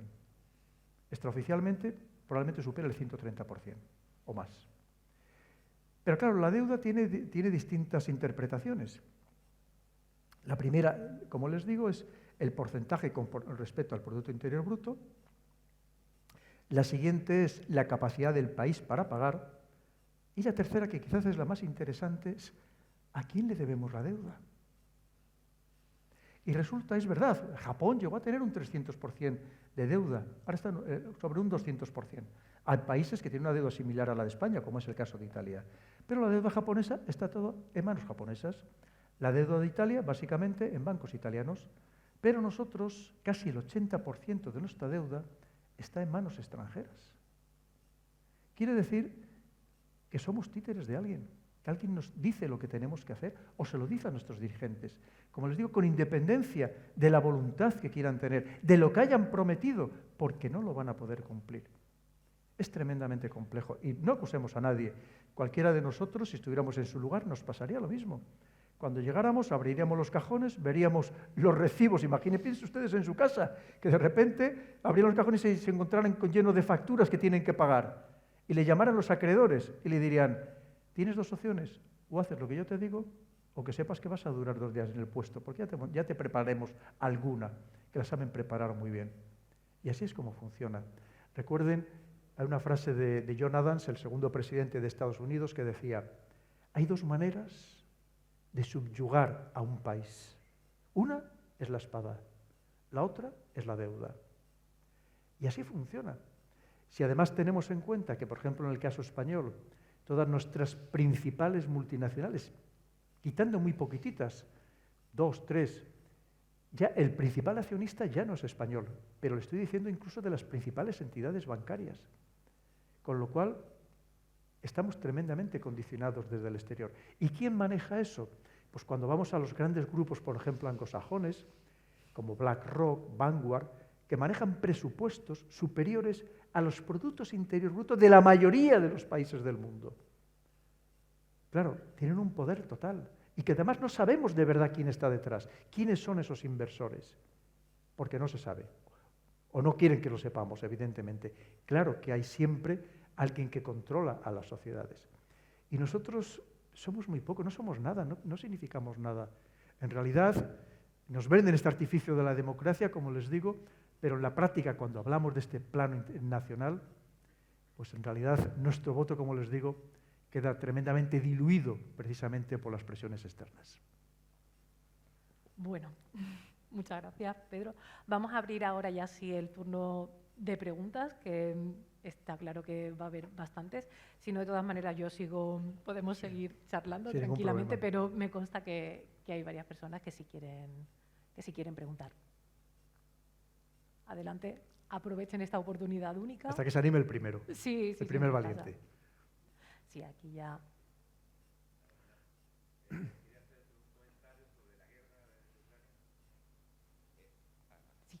¿Ahora? Sí. sobre la guerra. La información que nos dan todos los medios, sobre todo la televisión, ¿es toda la verdad? ¿O nos están ocultando muchas cosas que parece que todo va en una dirección? No que haya una estabilidad ahí, que vaya de una parte de otra, sino que parece que todo está indicado en una dirección, haciéndolo ver a uno como el más malo de los malos, y otra parte que hay algo oculto ahí. Yo solamente le voy a poner un ejemplo. ¿Cuántas escenas de combate ha visto usted de Ucrania? Ninguna. Verá escenas de postcombate, de un edificio que dice ha sido atacado, que no sabemos por quién, pero de escenas de combate ninguna. Es más, hay más escenas de combate de la Primera Guerra Mundial, que de esta guerra. Cuando hoy en día, ustedes lo saben, yo solamente con los teléfonos móviles, no les voy a contar con los satélites, incluidos los de Elon Musk, los Starlink, con todos los satélites espía, los aviones espía, de guerra electrónica, los drones, las personas que hay ahí en tierra de operaciones especiales. Se podía conocer al segundo exactamente lo que está sucediendo y no lo sabemos. Ya con eso es buen indicador. Y luego, efectivamente, sobre todo tenemos que entender una cosa, mire, y además, y quiero recalcarlo porque lo digo todos los días, pero hay que volverlo a decir, que por supuesto siempre tenemos que condenar la invasión rusa de Ucrania, por supuestísimo, porque no podemos aceptar, como demócratas que somos, que las invasiones, o sea, esa acción del fuerte se convierta en una normalidad dentro de la política internacional, evidentemente. Lo que pasa es que es un tema muy complejo, que nos daría para estar hablando durante muchas horas, que tiene muchísimas ramificaciones de todo tipo, y sobre todo lo que tenemos que entender, una realidad, aunque nos la traten muchas veces de camuflar, que Europa hemos entrado en guerra, estamos en guerra. ¿Cómo se hace hoy la guerra? Aparte de esta guerra cognitiva, que la estamos viviendo todos los días, estamos hablando de emplear instrumentos económicos, por las sanciones, los embargos, impedir negociar los mercados internacionales, sancionar a personas concretas. Eso es hacer la guerra hoy en día, es cómo se hace la guerra. ¿Qué sucede? Que si estamos en guerra, y tenemos que ser conscientes de ello, recibimos propaganda de guerra constantemente. Propaganda de guerra muy sofisticada, pero que no nos engañemos. La realidad es que de donde recibimos la propaganda de guerra es de nuestro lado. ¿Usted ve el Sputnik o ve el RT, que están prohibidos en Europa? Evidentemente no, porque están prohibidos. Es que no puede, aunque quisiera, no puede verlos. Entonces, usted cuando ve la televisión está viendo nuestra propia propaganda. Esa es la realidad, ¿no? Le digo, no podemos disimular una acción que tenemos que siempre que condenar, lo que ha hecho Rusia, pero pensemos que esto es mucho más complejo. Porque ahora mismo lo que está en juego es, que yo ya adelantaba en los otros libros, y que además es que solo tenemos que acudir a los últimos documentos, ya les doy algún ejemplo, lo que estamos viviendo, lo que estamos sufriendo, porque digo sufriendo porque los principales perjudicados, no tengamos ni la menor duda, vamos a ser, y ya lo estamos siendo los europeos, que nos hemos convertido en el campo de batalla, y esto puede ir a mucho peor, porque vemos que aquí nadie habla de negociar, nadie habla de paz, todos son, si tú me atacas yo te lanzo más, y si entonces yo te lanzo las armas nucleares y te vas a enterar. Claro, pero el problema es que somos nosotros, somos los ciudadanos los que sufrimos las consecuencias. Pero claro, como le decía, ¿cuál es el gran problema? El gran problema es un Estados Unidos que lo dice abiertamente, además. Todavía el otro día, la semana pasada, el general jefe de la Junta de Estado Mayor estadounidense, que lo decía abiertamente, quieren acabar con nuestro orden internacional, dice nuestro, de estadounidense. Es decir, ellos han creado un orden en la cumbre de Bretton Woods en 1944, un orden internacional y económico, del que hasta ahora han disfrutado y han abusado. Les podría contar 1000 casos. ¿Se acuerdan el otro día, por ejemplo, vería en la noticia, se acuerdan de la principal cementera del mundo, la Lafarge, francesa, que la había multado Estados Unidos por haber hecho negocios con el Estado Islámico y con Al-Qaeda en Siria? Bueno, detrás de eso hay una trama que ni se puedan imaginar de espionaje, política, geopolítica, impresionante. Pero la pregunta es, ¿y quién es Estados Unidos para multar a una empresa francesa? Para que vea, eso es tener el poder, eso es poder. El poder hacer lo que quieras con los demás, ¿no? Evidentemente, porque para eso podría estar Naciones Unidas, tendría lógica. Y además, ¿y por qué paga una empresa francesa una multa que le impone? No voy a decir porque quiera, hay una razón, pero casi porque quiera Estados Unidos. ha hecho y deshecho. Y de repente, casi de la noche a la mañana, en muy poco tiempo, en el caso de China, en 20 años, porque todo esto, el gran punto de inflexión es el año 2000, que es cuando, por un lado, llega Putin a la presidencia de Rusia, un año antes había estado de primer ministro, muy brevemente, todavía con Yeltsin, y un momento concreto en el año 2000 en el que China pasa de cero a todo, en 20 años. Y de repente Estados Unidos dice, pero vamos a ver, si el orden que yo había montado, lo que yo había creado, este dominio planetario que tengo a partir de 1991, cuando desaparece mi otro rival, que es la Unión Soviética, y me quedo de dueño, amo y señor de todo el globo. Y de repente vienen estos dos a decirme lo que tengo que hacer, a decirme que no, que ya no estamos en un mundo unipolar, que estamos en un mundo multipolar. Entonces, ¿qué hace? Pide ayuda a sus aliados, que es lo que nos está sucediendo, para que combatamos contra estos otros dos. Y encima con una India, de la que se habla muy poco, que hasta ahora era aliado de Estados Unidos y de repente se pasa al otro bando. Como otra docena de países, algunos importantes, como puede ser el caso de Irán, porque nada sucede por casualidad en geopolítica. Entonces, es en el momento en el que estamos ahora mismo. O sea, si no entendemos este gran contexto, pues es muy difícil entender todo lo demás. Entonces, eso es donde estamos. Entonces, ¿qué sucede? Pero fíjese, a mí me gusta siempre dar datos, ¿no? Como les digo, hago análisis intentando basarlo en datos, no dar solamente opiniones. Les decía, el día 16 pasado, hace muy pocos días, presentó Estados Unidos su nueva estrategia de seguridad nacional. En realidad no hay mucha diferencia con la que había firmado a los pocos días de llegar Joe Biden, la interina, pero lo pone muy claro, muy claro. Fíjese, solo tiene 48 páginas. En esas 48 páginas, ¿saben ustedes cuántas veces se cita a Rusia? 71. O sea, si alguien me dice que no están obsesionados con Rusia y que no estamos en una guerra geopolítica, pues ustedes me contarán. A China, 55 veces. Y a lo demás ya, el resto de países, Irán, Corea del Norte, Siria, en total todos los demás países no llegan a ser citados 20 veces. Ya no importa. Lo del terrorismo internacional, que era la gran obsesión hasta hace poco, eso ya no existe. Ya no existe el terrorismo internacional, ya no les preocupa. Tiene su gran amenaza. Y el problema es que, y lo dicen claramente, la palabra orden internacional la citan 24 veces. Porque les preocupa una vez más.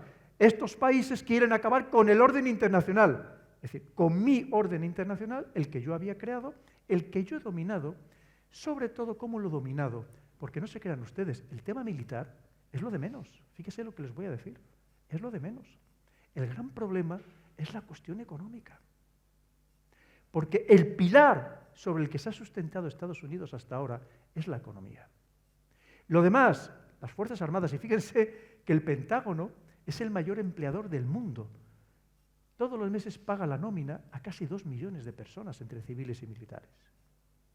Unos servicios de inteligencia fantásticos, 14 tiene, 14, de los cuales los 6 grandes, los que llaman los Big Six, 4 de ellos pertenecen precisamente al Pentágono.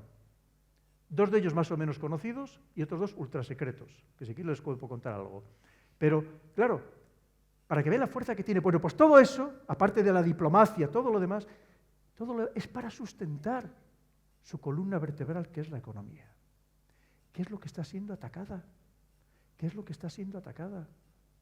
Y lo que no se puede permitir, porque hasta ahora Estados Unidos ha hecho y deshecho, como esta empresa que le decía francesa, la cementera, o con grandes bancos europeos, a los que ha llegado a multar alguna hasta con 9.000 millones de euros de multa, y han pagado, porque si no, tenía herramientas, no extenderme mucho, que era simplemente sacarles del sistema financiero estadounidense, que era el sistema financiero mundial. El sistema SWIFT, de intercambio bancario internacional, el dólar, impedir, porque como al final había conseguido que todas las transacciones del mundo, sobre todo todas las relacionadas con la energía, se realizaran en dólares, cuando alguien le quería castigar, le decía, tú a partir de ahora ya no vas a poder negociar en dólares. Y decía, entonces no voy a poder negociar. Y preferían pagar la multa para poder seguir negociando a través del sistema financiero estadounidense. Y de repente todo eso se les desmonta, o se les está empezando a desmontar, y no saben qué hacer. Porque no saben qué hacer, literalmente. Fíjense, si es que vienen a pedir ayuda, solo hay que ver cuando vienen las reuniones del G7 o de cualquier reunión que vienen a Japón o a Europa, vienen a pedir ayuda, porque no saben cómo frenar lo que está sucediendo, cómo pararlo. Claro, es que es en todos los aspectos. Es una cosa, claro, para ellos no se lo pueden permitir, porque fíjense ustedes, claro, el dólar, ahí en esa cumbre de Bretton Woods, se establece el patrón oro, $35 la onza.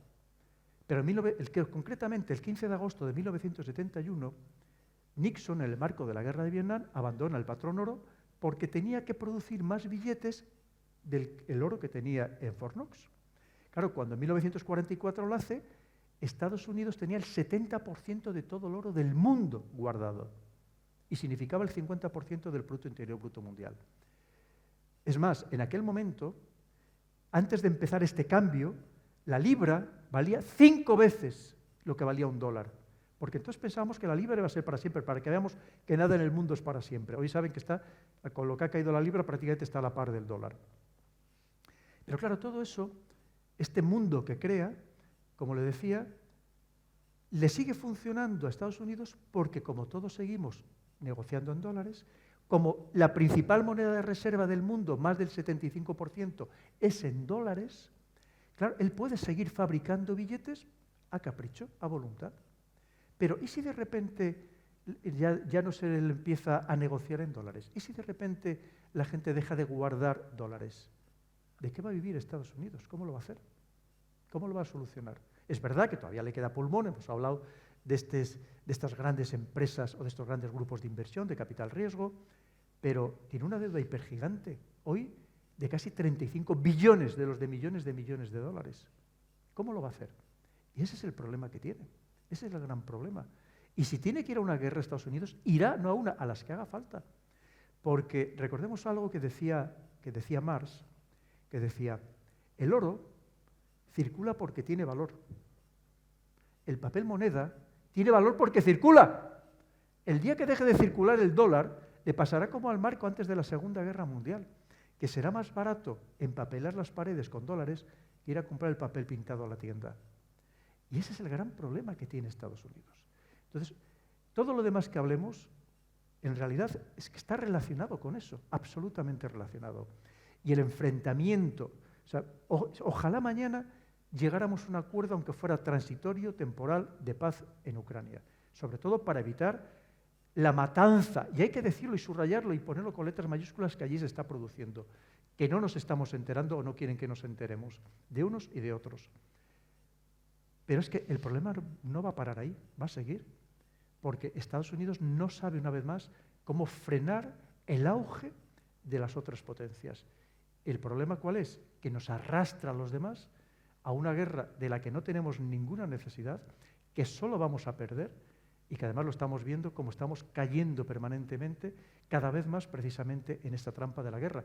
Y lo vemos a todos nuestros líderes europeos. Yo a ninguno le oigo hablar de vamos a buscar una solución, vamos a buscar la paz, la que sea, para frenar esta auténtica locura.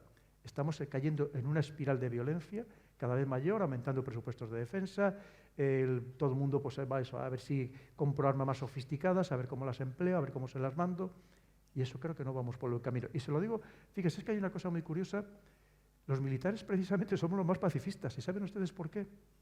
Porque hemos visto la guerra en primera persona.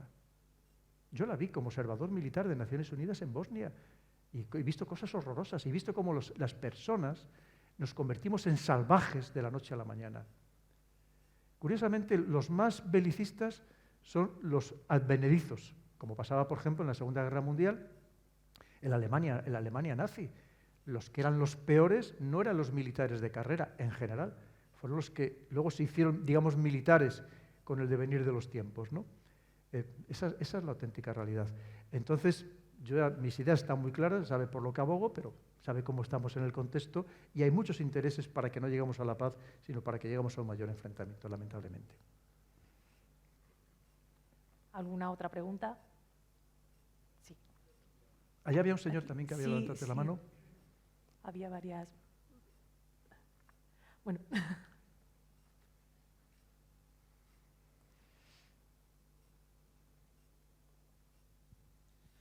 Hola, buenas tardes.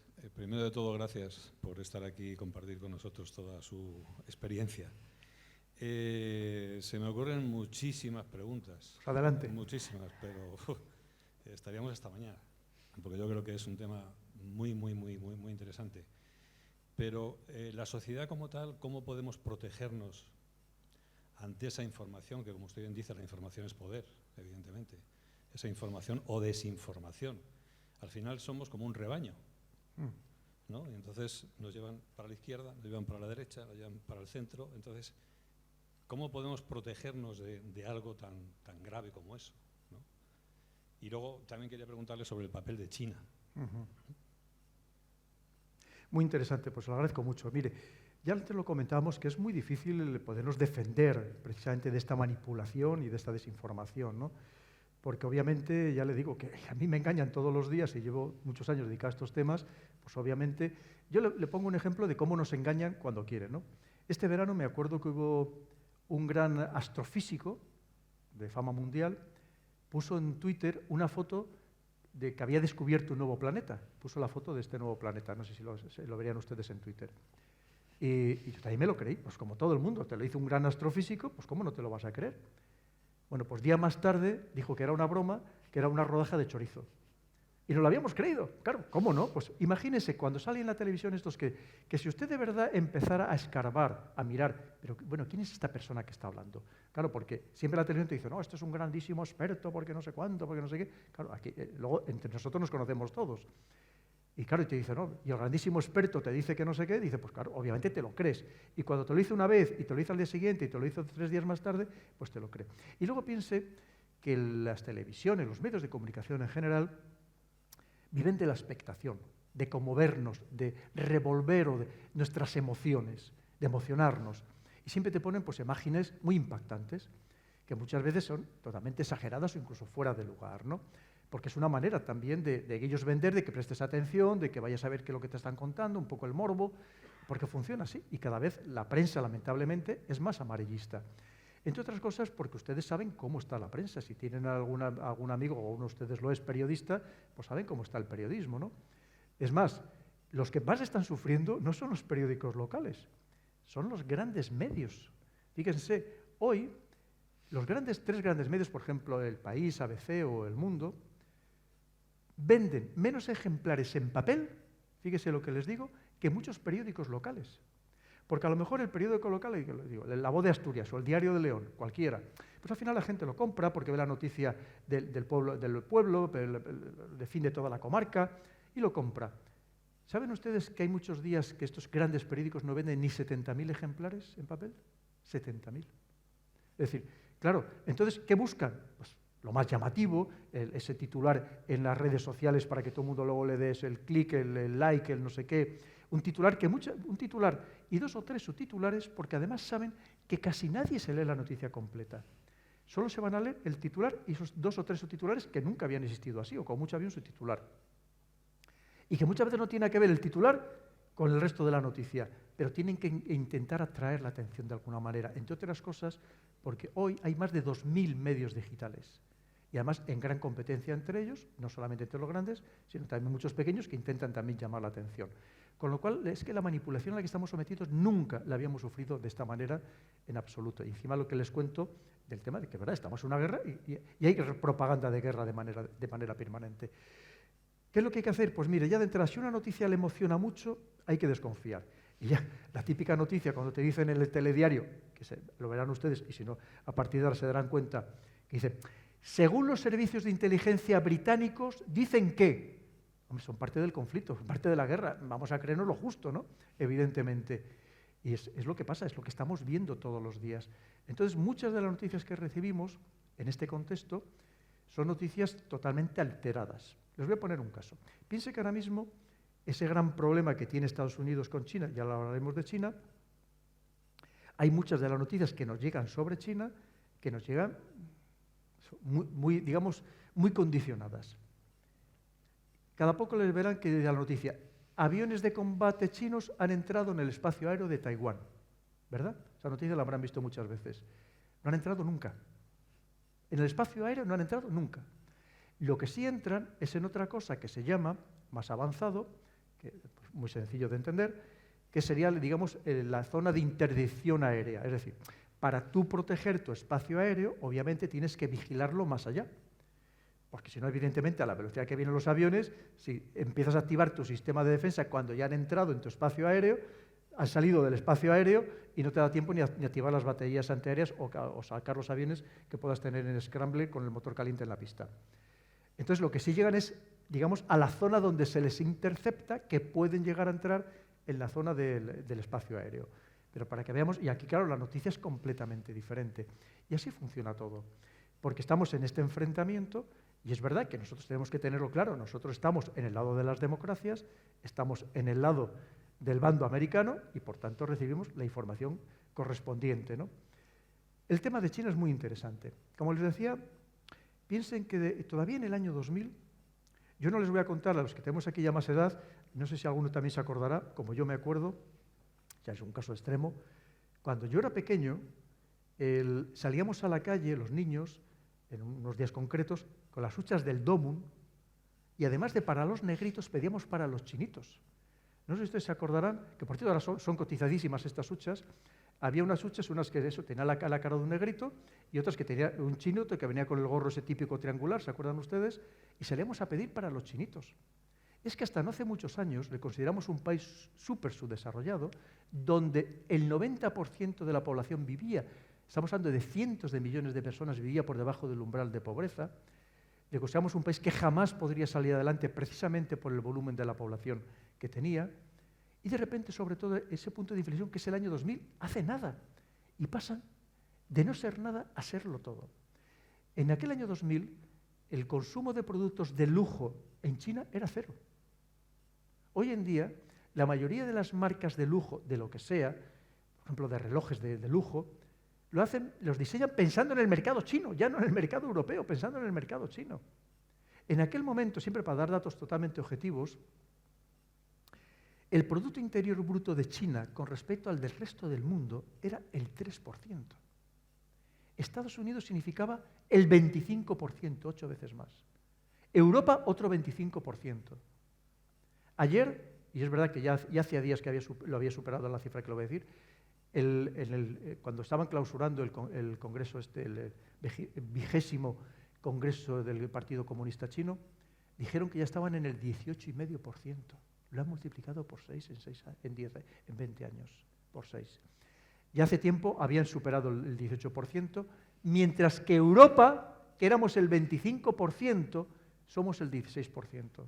Claro, porque al final esto es todo es un equilibrio, es un estado de comparación.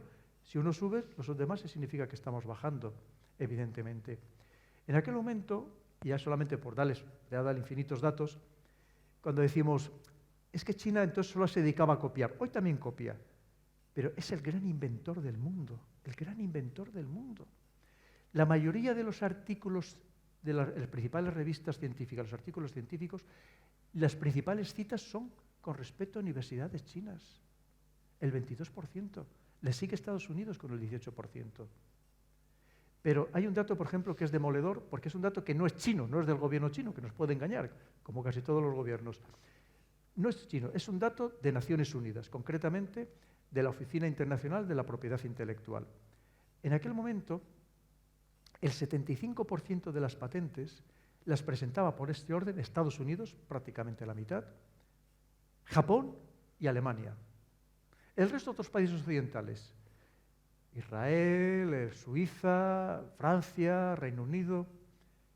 ¿Sabe cuántos presentaba en aquel momento? En el año 2000, ¿sabe cuántos presentaba China? El 1%.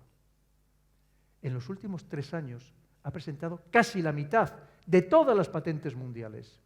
Y si hablamos de algo que se llama modelos de utilidad, que es algo que está un poco por debajo en protección de las patentes, se pueden utilizar en determinadas circunstancias, en los últimos 2 años China ha presentado el 95% de todos los modelos de utilidad del mundo. Huawei, esta empresa que aquí se la ve como la gran amenaza, porque es la gran amenaza para Estados Unidos, que está haciendo todos los esfuerzos, sus servicios de inteligencia y su servicio diplomático, para que no adquiramos los servicios, los sistemas Huawei, empezando por el 5G, es la empresa que más patentes presenta en todo el mundo. Claro, es que de repente dicen, pero vamos, pero si hablamos del espacio, le podría contar del espacio, de los satélites, de computación cuántica, de inteligencia artificial, de biotecnología. Me podría pasar horas dándole datos. Claro, ¿cómo no le va a dar miedo? El 5G, sin ir más lejos. Cuando empezamos con el 3G, es decir, a tener los móviles inteligentes, como entendemos ahora, que tuvieran el correo electrónico, ¿quién desarrolla el 3G? Lo desarrolla Europa. Nokia y Siemens. ¿Dónde está Nokia y Siemens ahora? ¿Quién desarrolla el 4G? Estados Unidos, básicamente. Apple, con su gran socio estadounidense, que es Corea del Sur, Samsung. 5G, ¿quién lo ha desarrollado? Huawei y ZTE, chinos. ¿Dónde están los demás? Sí, hay alguno que lo está desarrollando, como Ericsson, pero te lo ofrece a un 60 o 70% más caro. Es que en esa pelea estamos. Y Estados Unidos dice, y lo dice constantemente en sus documentos oficiales, es más, ha creado un departamento nuevo de la CIA solo para vigilar prácticamente a Huawei y al 5G. Y te dice, claro, es que si los europeos, por ejemplo, implantamos los sistemas 5G de Huawei y de ZTE, que sepamos que a partir de ese momento nos van a espiar. Claro que nos van a espiar, como ha hecho Estados Unidos durante tantos años con sus sistemas. Ese es el problema. Es decir, que es que está dando todo un vuelco completamente. Y es, una vez más, es que no saben cómo frenar a este monstruo. Y lo dicen en todos sus documentos, absolutamente en todos. Hace poco salió que, curiosamente, lo lógico es que hubiera salido antes la estrategia de seguridad nacional y luego la estrategia naval, porque de la estrategia de seguridad nacional nacen las demás estrategias, como tiene todo sentido. Y la estrategia naval, que son 9 páginas, y solamente habla de China, China, China, China y China. ¿Por qué? Porque hasta este momento, sobre todo desde 1991, la Armada estadounidense, su poder de destrucción era mayor que el del resto de las armadas del mundo juntas. Entre otras cosas, porque de los 12 portaaviones de propulsión nuclear, 11 son estadounidenses, solo hay otro más que es el Charles de Gaulle francés, y cada uno de estos portaaviones, además de toda la flota que lleva de apoyo, lleva embarcados más aviones de combate que tienen la mayoría de los ejércitos del mundo. ¿Qué sucede? Que no se podía imaginar que casi de la noche a la mañana China crea 4 grandes, construcciones de barcos de guerra, 4 astilleros muy potentes, y de repente, de la noche a la mañana, tiene más barcos que Estados Unidos. Estados Unidos tiene unos 295 y China lleva por 360 buques de guerra principales, tanto en superficie como submarinos. ¿Cómo no le va a dar miedo? Es verdad que todavía por capacidad de destrucción, todavía tiene más Estados Unidos. Pero claro, es que no se lo podía imaginar. Pero, por ejemplo, el último portaaviones que acaba de votar hace muy pocos días China, el tercero que tiene, así como los otros 2 eran extranjeros y los terminaron de construir ellos, por ejemplo, el primero se lo compra en 1991 a Ucrania, después del hundimiento de la Unión Soviética, se lo compra casi a precio de chatarra, pero el último que crea enteramente chino tiene los mismos avances que tiene el portaaviones, el Gerald Ford, que es el último que ha construido Estados Unidos, y con muchos problemas técnicos que tiene. Por ejemplo, tiene un avance que son los únicos 2 portaaviones o portaaeronaves del mundo que la tiene, que son las plataformas de lanzamiento electromagnéticas. Es decir, que cualquier cosa que pensemos que tiene avanzado la tecnología occidental, la tiene China y mejorada. Ojo, y encima con una ventaja, que lo saben perfectamente, que es que no es que solo dominen la tecnología, es que saben que puede venderlo entre 4 y 10 veces más barato que cualquier país occidental. ¿Cómo les hacemos frente? Claro, les decía, se les podía dar infinidad de datos. Yo entiendo que dan mucho miedo, y encima ya ven cómo son. O sea, es que no tienen, es que lo dicen abiertamente, además. Es que eso cuando decimos, no, es que ellos no tienen ningún tapujo, es decir, no somos una democracia, no creemos en la separación de poderes, nosotros queremos crear un nuevo mundo, ojo, un nuevo mundo, empezando por una nueva sociedad, que es lo que ellos llaman el socialismo moderno, que en muchas partes del mundo, donde lamentablemente lo que sobra son injusticias sociales, son clasismo, es todo tipo de desigualdades, claro, empieza a calar con mucha fuerza. Un modelo diferente, donde te dicen, no votes, no lo necesitas, pero vas a tener a los mejores para que se preocupen de todo por ti.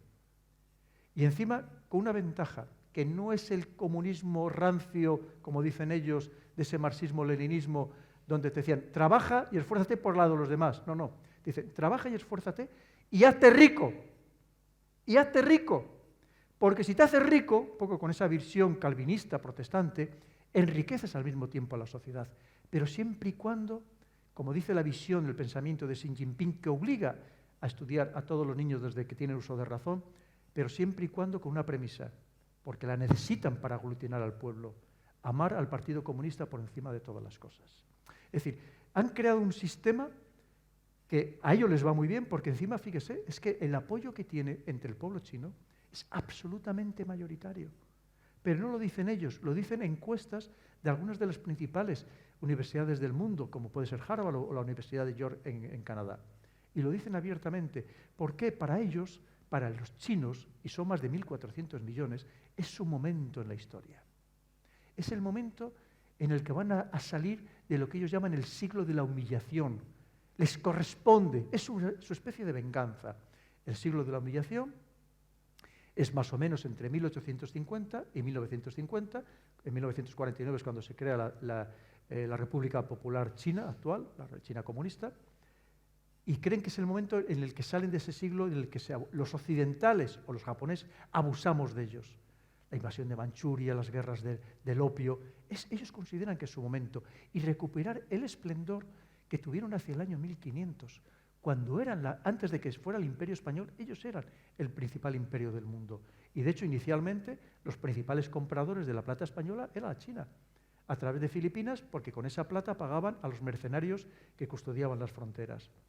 Quiere decir, ellos entienden que además, claro, el joven chino ve que no su abuelo, su padre, vivía en una chabola, básicamente comía arroz y poco más, y hacía sus necesidades en el exterior.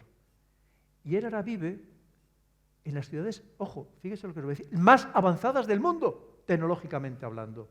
Porque si ustedes van mañana a la mejor, piensen en la mejor ciudad de Estados Unidos que quieran imaginarse, Nueva York, San Francisco, Miami, Boston, la que quieran, y al día siguiente se trasladan a alguna de estas grandes principales ciudades de China, como puede ser Shenzhen, ya no le digo Pekín, y se creen que han cambiado de siglo, que el primer mundo son ellos, no nosotros.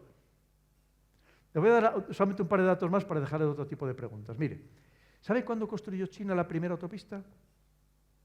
Fíjese que nosotros en Europa teníamos autopistas, no en España, pero en Italia o en Alemania, en los años 30.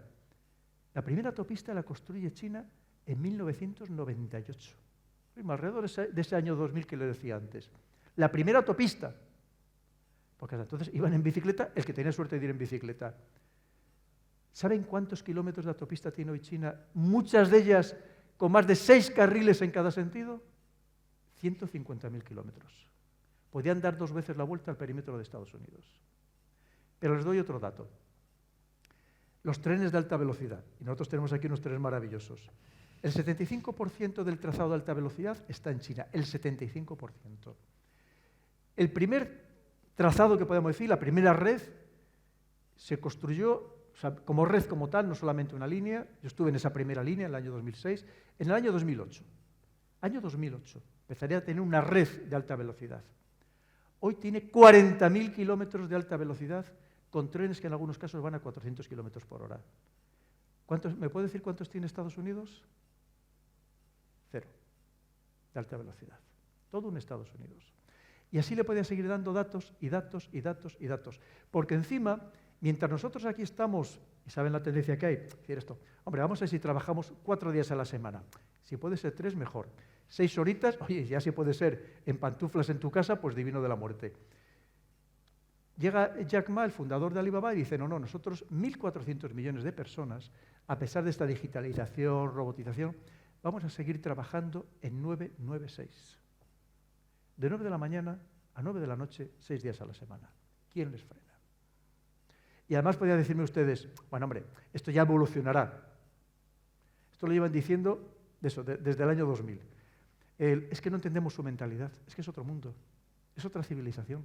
Piensen que en chino cada una de las palabras tiene al menos 5 entonaciones con significados diferentes. Es otra estructura mental. La prueba la tienen ustedes. Seguro que aquí, como en todas las demás poblaciones, habrá muchos chinos. Con este clima maravilloso que tenemos, con nuestras tapitas tan buenas. Por cierto, el que va a ser el nuevo primer ministro en Gran Bretaña, en el Reino Unido, dicen que le encantan las tapas españolas. Dice, hombre, es un tópico, pero bueno, por lo menos algo positivo tenemos. ¿Cuántos chinos ven ustedes pasando la tarde en una terraza? Vienen a trabajar. Es otra mentalidad. Podemos decir, hombre, se podrían acostumbrar, una vez pasado unos meses, oye, pues mira, ¿o cuántos matrimonios mixtos ven ustedes? Es decir, es que es otra civilización. Tenemos que entender que China, como Estado, tiene 23 siglos de historia. Como Estado, como país. Pero como civilización tiene al menos 5.000 años de historia. Y hay quien la eleva hasta 8.000. Al menos 5.000 años de historia. Y nos llevan en astucia, ni les cuento. Que ya lo decía de Xiaoping, es que solo hay que leer sus textos, como ahora, leer de verdad todas las actas o todo lo que ha ido apareciendo, por lo menos la parte abierta de las actas allí de este congreso del Partido Comunista. Y te decía, no llamemos la atención, no levantemos suspicacias, ya llegará nuestro momento. Y creen que su momento ya ha llegado. ¿Cómo se les para? Y claro, antes les hablaba de la tecnología. Y es que lo dice, el documento es la Estrategia de Seguridad Nacional de Estados Unidos, te lo dice. Te dice, estos dos países son cada uno en diferente medida nuestros rivales tecnológicos, financieros, económicos y cada vez más militares. Rusia no es un enemigo hoy por hoy financiero ni económico, si lo es geopolítico y militar, evidentemente. Pero China ya lo es en todos los aspectos, incluyendo el militar. Antes les decía, por ejemplo, ellos estaban hace 3-4 años, estaban en la tercera generación de aviones de combate. Es cuando Estados Unidos desarrolla el F-22 y el F-35. ¿Sabe lo que hace China?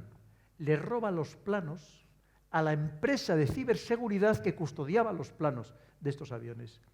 Y en meses pasa de tercera generación a quinta generación. Y tiene el J-20, que probablemente hoy sea el avión más avanzado del mundo. Eso es multiplataforma, como es el F-35. Entonces, claro, yo entiendo el problema que tiene Estados Unidos. Que lo tiene él, porque claro, es que el mundo, efectivamente, que le dice bien claro, el orden internacional que teníamos se nos acaba, se nos está acabando. ¿Qué hacemos para intentar que esto no se hunda? Ese es el problema. Y todo lo que ha pasado, los ejemplos similares a lo largo de la historia, todos han acabado en una guerra abierta, sin excepción. Claro, es el caso de las guerras del Peloponeso. Una Esparta, que era la dominante económica y militar de la zona, sobre todo militar, y empieza a despuntar Atenas. Y Atenas le dice, pero si no te preocupes por mí, si nosotros solamente somos comerciantes, solo queremos vender, solo negociar, tener una ruta logística marítima civil, de comercio. Pero claro, cuando ya la tienen y empiezan a ser ricos, para proteger esa ruta logística comercial marítima, empieza a desarrollar una buena armada, a crear una buena armada. Y cuando crea una buena armada, empieza a decir, oye, ¿y por qué yo no me hago con el control también militar de toda la zona? Y ahí empiezan las guerras del Peloponeso. Es decir, lo que se llama la trampa de Tucídides. Es que esto no es nuevo, ni mucho menos. Japón le pasó algo muy similar antes de la Segunda Guerra Mundial.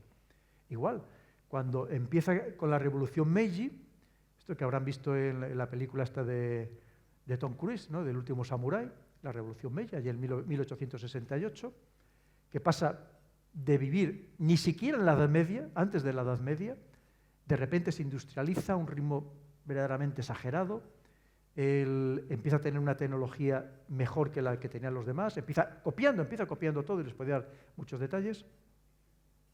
Claro, de repente le empieza a hacer la contra a Estados Unidos, que era el que quería imponerse tecnológicamente en aquel momento. ¿Y cómo acabaron? En la Segunda Guerra Mundial.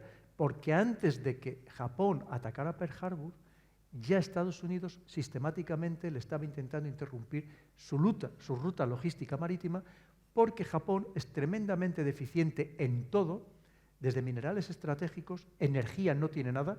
La prueba está que a pesar del accidente de Fukushima sigue teniendo que tener encendidas las centrales nucleares, y además ni siquiera tenía alimentos para su población, motivo por el cual invade Manchuria, invade toda la península de Corea, invade Birmania, para hacerse con el control precisamente de todos los alimentos para llevárselo, o recursos para llevárselo a su territorio. Es decir, que esto no es nuevo, esta es la historia del mundo. Y tenemos que entender en qué momento, en qué punto de inflexión estamos, que está cambiando todo y además con una característica absolutamente novedosa. Porque es verdad que el mundo siempre ha sido eso que se dice VUCA, ¿no?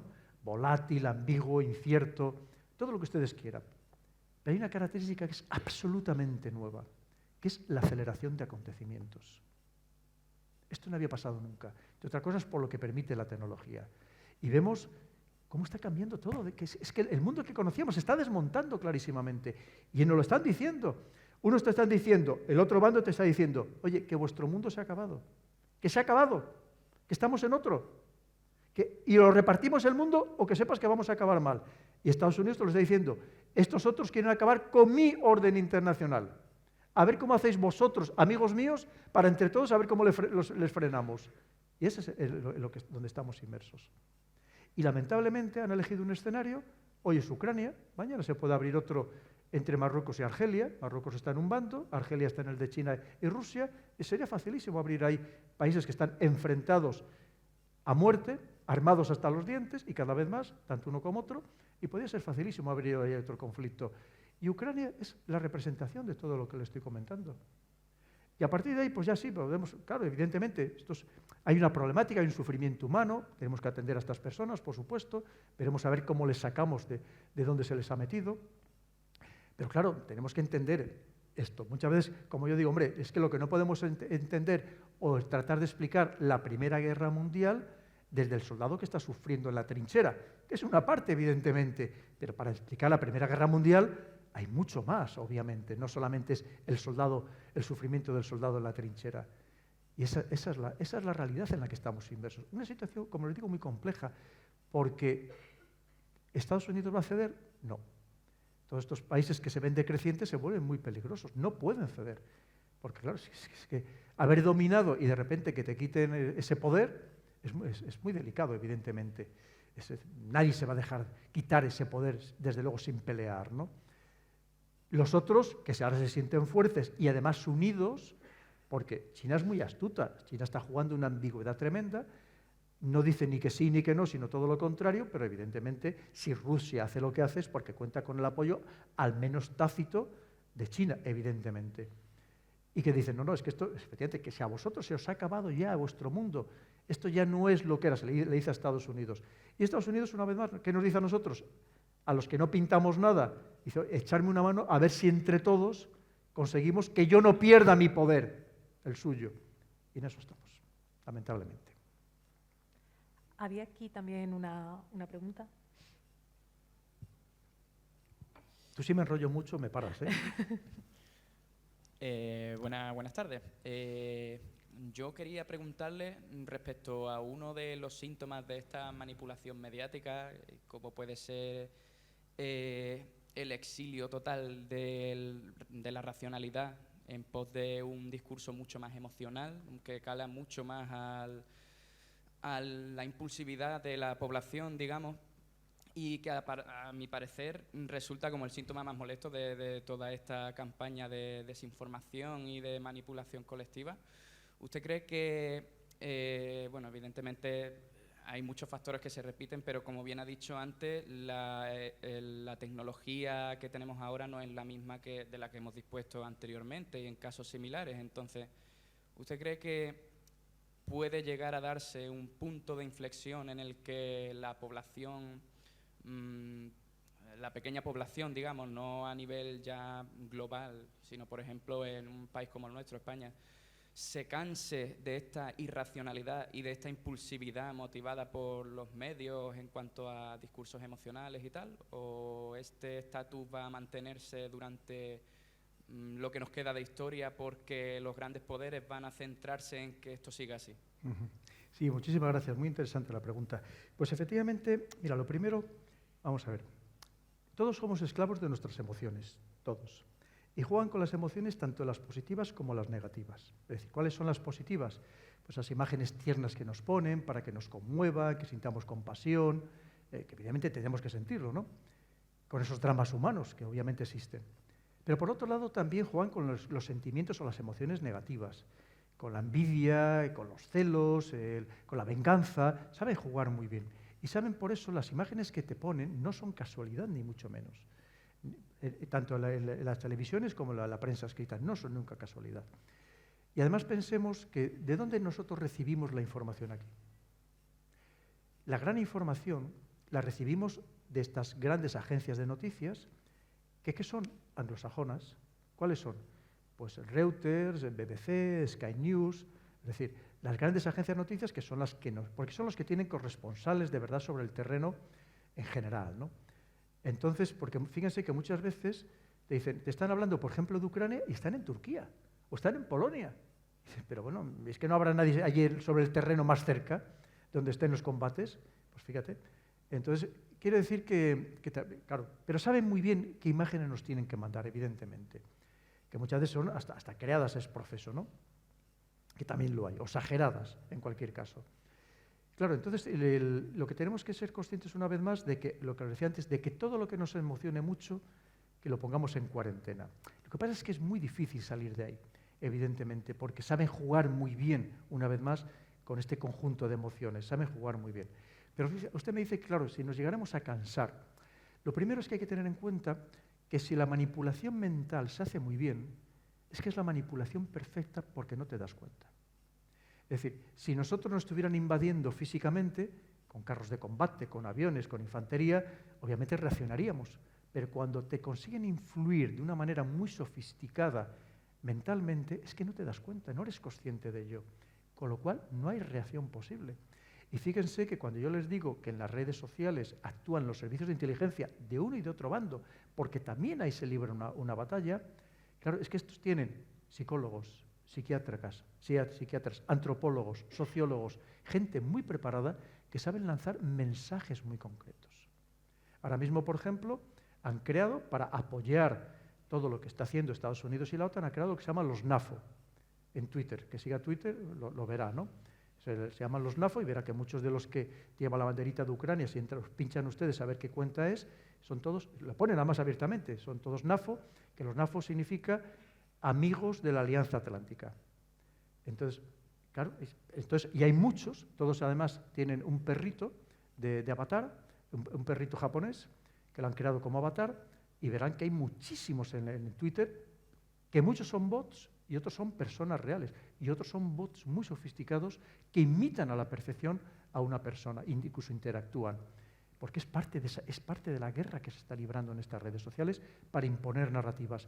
Para que cualquiera además que dice algo objetivo, pues con un poco lo que estamos hablando aquí, inmediatamente recibes multitud de ataques o simplemente te recibes multitud de denuncias que tú no las conoces, pero que lo que hacen es intentar no que te cierren la cuenta, pero sí que te baneen.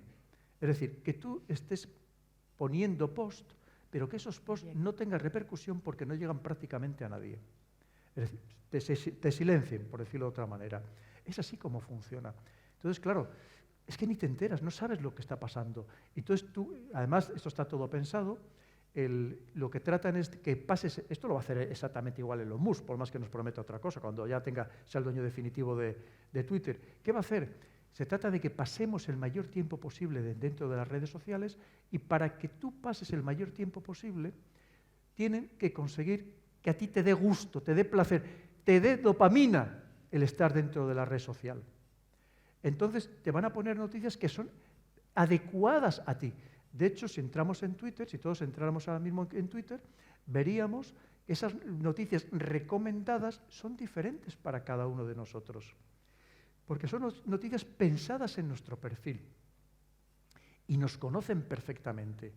Porque es tan sencillo que, fíjese, aunque ustedes no interactúen en Twitter, o sea, no pongan mensajes, simplemente sabiendo a quién siguen y a quién les dan like, ya tienen un perfil sobre ustedes.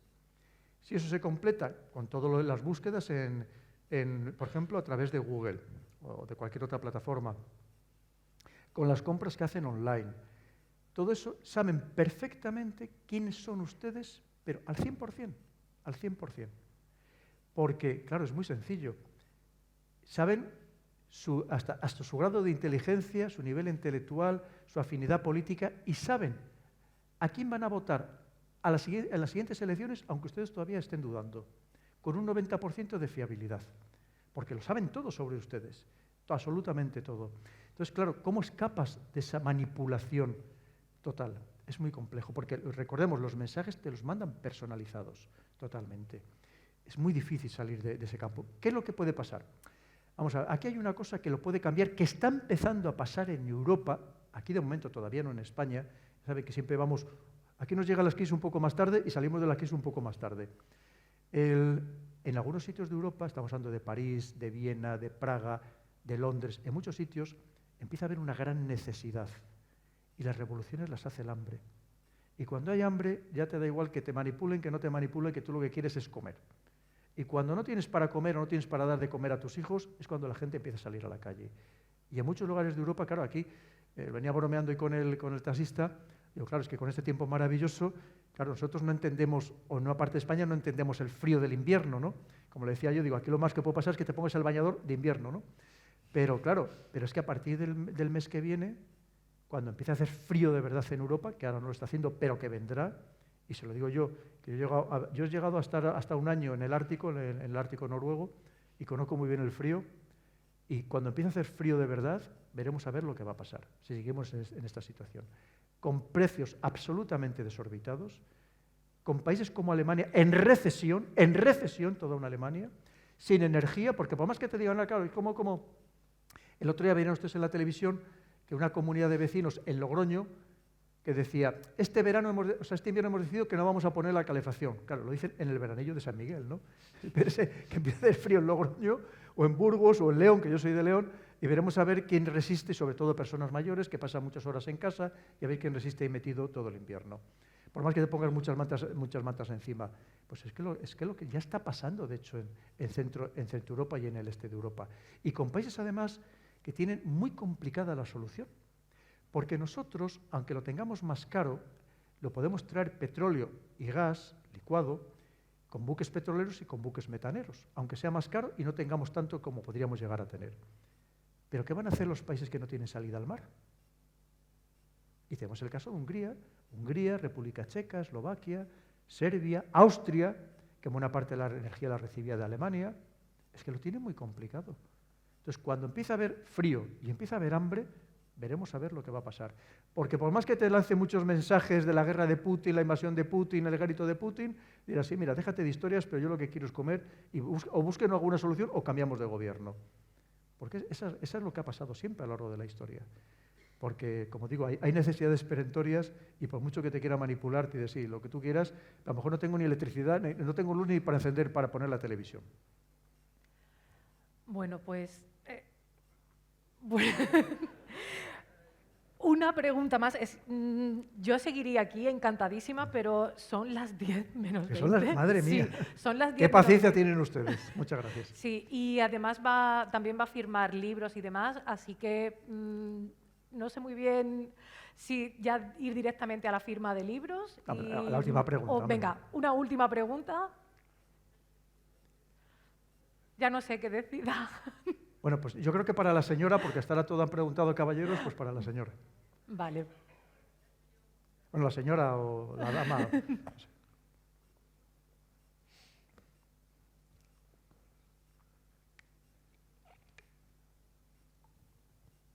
Bueno, buenas noches. Es un placer tenerlo aquí en nuestras tierras. Y mire, yo soy una persona joven, ¿no? Y entonces a mí me gustaría prosperar en este país de una forma honrada. Y veo que hay un montón de problemas que tengo delante muy difíciles de solucionar, ¿no? La corrupción, la educación cada vez que da pena, ¿no? Es penosa. La economía va mal, ¿no? Hay muchísimos problemas a los que yo digo, bueno, ¿qué soluciones puedo darle, ¿no? Desde mi parte de no ser nadie, a efectos prácticos. Y lo que veo es que cualquier solución realmente es una ilusión, porque vivimos en un gran circo, todo el mundo hace lo que le dice el que tiene por encima. Nadie hace lo que debe, lo que está bien. Entonces, viendo esto, hay algo que se puede hacer porque pienso, vale, una solución podría pasar porque millones y millones de personas abrieran los ojos, se dieran cuenta de lo manipuladas que están. Pero esto es muy utópico. Y esto llevaría, pues yo qué sé, generaciones, ¿no? Entonces, ¿puedo tener esperanza, ¿no? de que esto vaya mejor o aprender a vivir con estas circunstancias y aprender a evitarlo, ¿no? Pues excelente pregunta y se la agradezco muchísimo, de verdad. Porque ya le decía que todos estos temas que usted me ha planteado, todos los trato en el nuevo libro. Que me va a traer muchos disgustos, pero creo que efectivamente es que ustedes se lo merecen, los jóvenes, ¿no? Y cualquier aspecto que usted ahora mismo me ha más o menos esbozado está allí incluido, y muchísimos más, de todo tipo. Porque efectivamente hace falta buscar otra sociedad diferente. Eso no tengamos ninguna duda. Fíjese, es que en cierto modo nos han engañado. Esa es la realidad. O sea, que yo le digo, hace 40 años, pues no sé, un joven tenía otras expectativas de vida, ¿no? O sea, sabía que trabajando, esforzándose, podía llegar a tener una buena vida, podía ser clase media, podía tener una casa que se compraba y pagaba entre 5 y 10 años, sin tampoco dejarse la vida en ello. Podía incluso tener una familia numerosa, trabajando uno solo de los miembros de la familia. Es que hoy en día, fíjese, en el caso suyo de las mujeres es que no es que tengan el derecho a trabajar, es que tienen la obligación de trabajar. Fíjese la vuelta que le hemos dado a esto. Porque ahora mismo una pareja, como no trabajen los dos, es que no salen adelante. Y encima con muchos problemas, ¿no? Por ejemplo, o sea, no podemos aceptar como normalidad que la situación está tan mal en general de la sociedad que la ilusión de cualquier joven es ser funcionario. Es decir, eso es la ruina de un país. O sea, no somos conscientes en el hoyo en el que nos estamos metiendo. Y una vez más, porque lo que no estamos entendiendo o no entienden nuestros grandes líderes europeos es ese contexto mundial, de por dónde vienen los otros, que es que nos van a arrollar clarísimamente. Y si nosotros, como usted bien ha dicho, y yo hablo muchísimo de la educación, no reformamos la educación, una educación de verdad, es decir, una educación que te permita no solamente ser válido para ti, sino eso que te ha aportado a ti la sociedad como educación, seas capaz de aportarlo a su vez al conjunto de la sociedad. Pero claro, si es una educación que en realidad sirve para muy poco, donde ahora mismo estudiar un grado no sirve de nada, y hay que decirlo, porque lo que sirve, y ustedes los jóvenes lo saben, es el máster que vas a realizar después. Un máster que como no lo realices en general, en un lugar de prestigio, costándote una fortuna inasumible para la mayoría de las personas o de las familias, es muy difícil que encuentres un trabajo de verdad donde te paguen un buen sueldo. Entonces, es que tenemos que ser conscientes de en qué mundo nos hemos metido, en el que efectivamente no se están aportando verdaderas soluciones y por dónde vienen los demás. No le voy a dar muchos más datos porque ya lo podrá ver en el libro y si quiere me voy a traer cuando se publique y lo comentamos. Pero yo es que estoy obsesionado con este tema, también tengo hijos mayores. Mi hija periodista se tuvo que ir hace años de España desesperada completamente porque el periodismo está como está. En algunos casos abusando, incluso aquellos que presumen de más liberales y más progresistas, abusando de la gente joven durante años. Tengo un hijo que está ganando una auténtica miseria, una formación, pues como todo, bilingüe de inglés y de francés, con una buena formación, licenciado en Derecho y ganando una auténtica miseria. Y es que esto no puede seguir así. Esto no puede seguir así. Es que esto no había pasado nunca y tenemos que ser capaces de revertir completamente esta situación. Y entre otras cosas, ¿qué es lo que nos falta? Que es todos los temas que ya le digo que toco, porque he intentado, como les decía, quizá siendo demasiado presuntuoso, aportar soluciones, ¿no? Claro, el problema es que nos falta un liderazgo que no tenemos, que tenemos que empezar por ahí. Es decir, un liderazgo en el que a lo mejor tenemos que buscar a políticos diferentes de los que hasta ahora hemos tenido, que a lo mejor la parte de la culpa también es nuestra. Y luego, sobre todo, porque creo que las democracias hemos cometido un grandísimo error. Fíjese que hablamos de estos líderes autoritarios, que hay ahora mismo Xi Jinping, Putin. Claro, pero es que no nos hemos dado cuenta de que aquí, bajo mi punto de vista, el error que hemos cometido es pensar que aquí no necesitamos líderes de verdad. Como que un líder de verdad, es decir, ¿qué es un líder de verdad? Aquel que te apetece seguir, que te ilusiona, que te ofrece unas expectativas y que además crees en él, ¿no? Porque sea una persona bien formada, bien capacitada, una persona seria, una persona solvente. Claro, ya habíamos pensado que eso no era necesario, porque oye, esto de crear líderes fuertes, a ver si mañana nos va a surgir otro Hitler y nos metemos en un problema. Y hemos cometido un gran error. Si queremos precisamente no perder la democracia tal y como la entendemos, frente a estos nuevos modelos autoritarios, que, como digo, vienen con mucha fuerza arrollando, no tengamos ninguna duda que tenemos que elegir a líderes fuertes, a líderes que elijamos nosotros los ciudadanos, pero de verdad que les elijamos, pero a alguien muy válido, muy capaz, pero a lo mejor esa responsabilidad también recae en nosotros mismos. Es decir, que es un conjunto de circunstancias que tenemos que modificar completamente, porque si no, desde luego, así no podemos seguir. El tema de los alquileres para los jóvenes, se lo veníamos antes comentando también, es inaceptable, sobre todo en las grandes ciudades. O sea, jóvenes con 40 años viviendo 5 en un piso compartido, que no pueden independizarse. ¿Cómo van a...? Y luego dicen, que tengan hijos, pero ¿cómo van a tener hijos? Que los meten en el trastero. Es decir, sí, eso sí tienen trastero, ¿no? Pero vamos, es que en Madrid ha llegado a cosas demenciales, de carboneras, de 8 metros cuadrados, pidiendo 300 y 400 euros. Es decir, es la locura total. Es decir, nadie le va a poner freno a esto de verdad. O sea, yo le decía, yo viví en una casa que no sé quién la construyó, el Ministerio de la Vivienda, me acuerdo que estaban allí, entonces claro, con el yugo y las flechas de aquella época, evidentemente. Pero eran de renta limitada. Una casa muy básica, fíjese si era básica, en León en aquellos años no teníamos ni calefacción. Que no le quiero contar cómo se nos ponían las manos y las orejas en invierno, ¿no? Y por supuesto, y mi madre poniéndole de agua caliente, las botellas, nos ponían en la cama para podernos meter en aquellas camas absolutamente heladas que a veces que te costaba hasta abrir las sábanas. Pero vivíamos y podíamos salir adelante. Y ya le digo, con mi padre trabajando 66 años, ni más ni menos. Pero claro, tienes que dar la opción a las personas y sobre todo no solamente ayudarlas económicamente, sino ayudarlas a que se sientan dignas de sí mismas, que se sientan válidas por sí mismas, porque también podemos caer en un estado excesivamente, digamos, proteccionista en el sentido de que todo el mundo viva subvencionado, que creo que eso tampoco es positivo.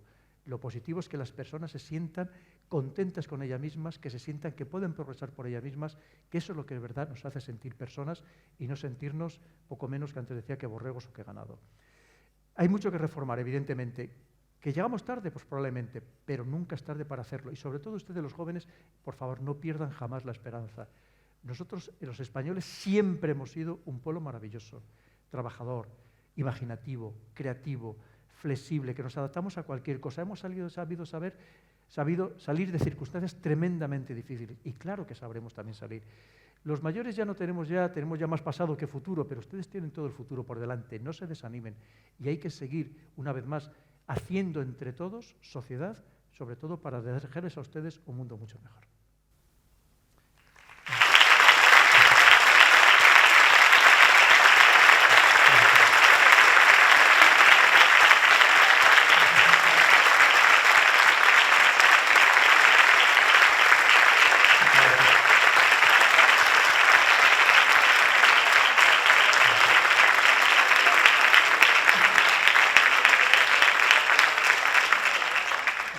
Han sido ustedes encantadores, que es que nos han movido, ni ninguno ha mirado ni el móvil, o sea, que eso ya es un gran logro.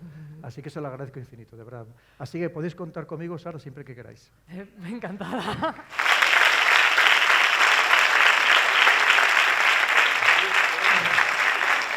Muchísimas gracias por todo, Pedro, ha sido maravilloso poder compartir la tarde contigo.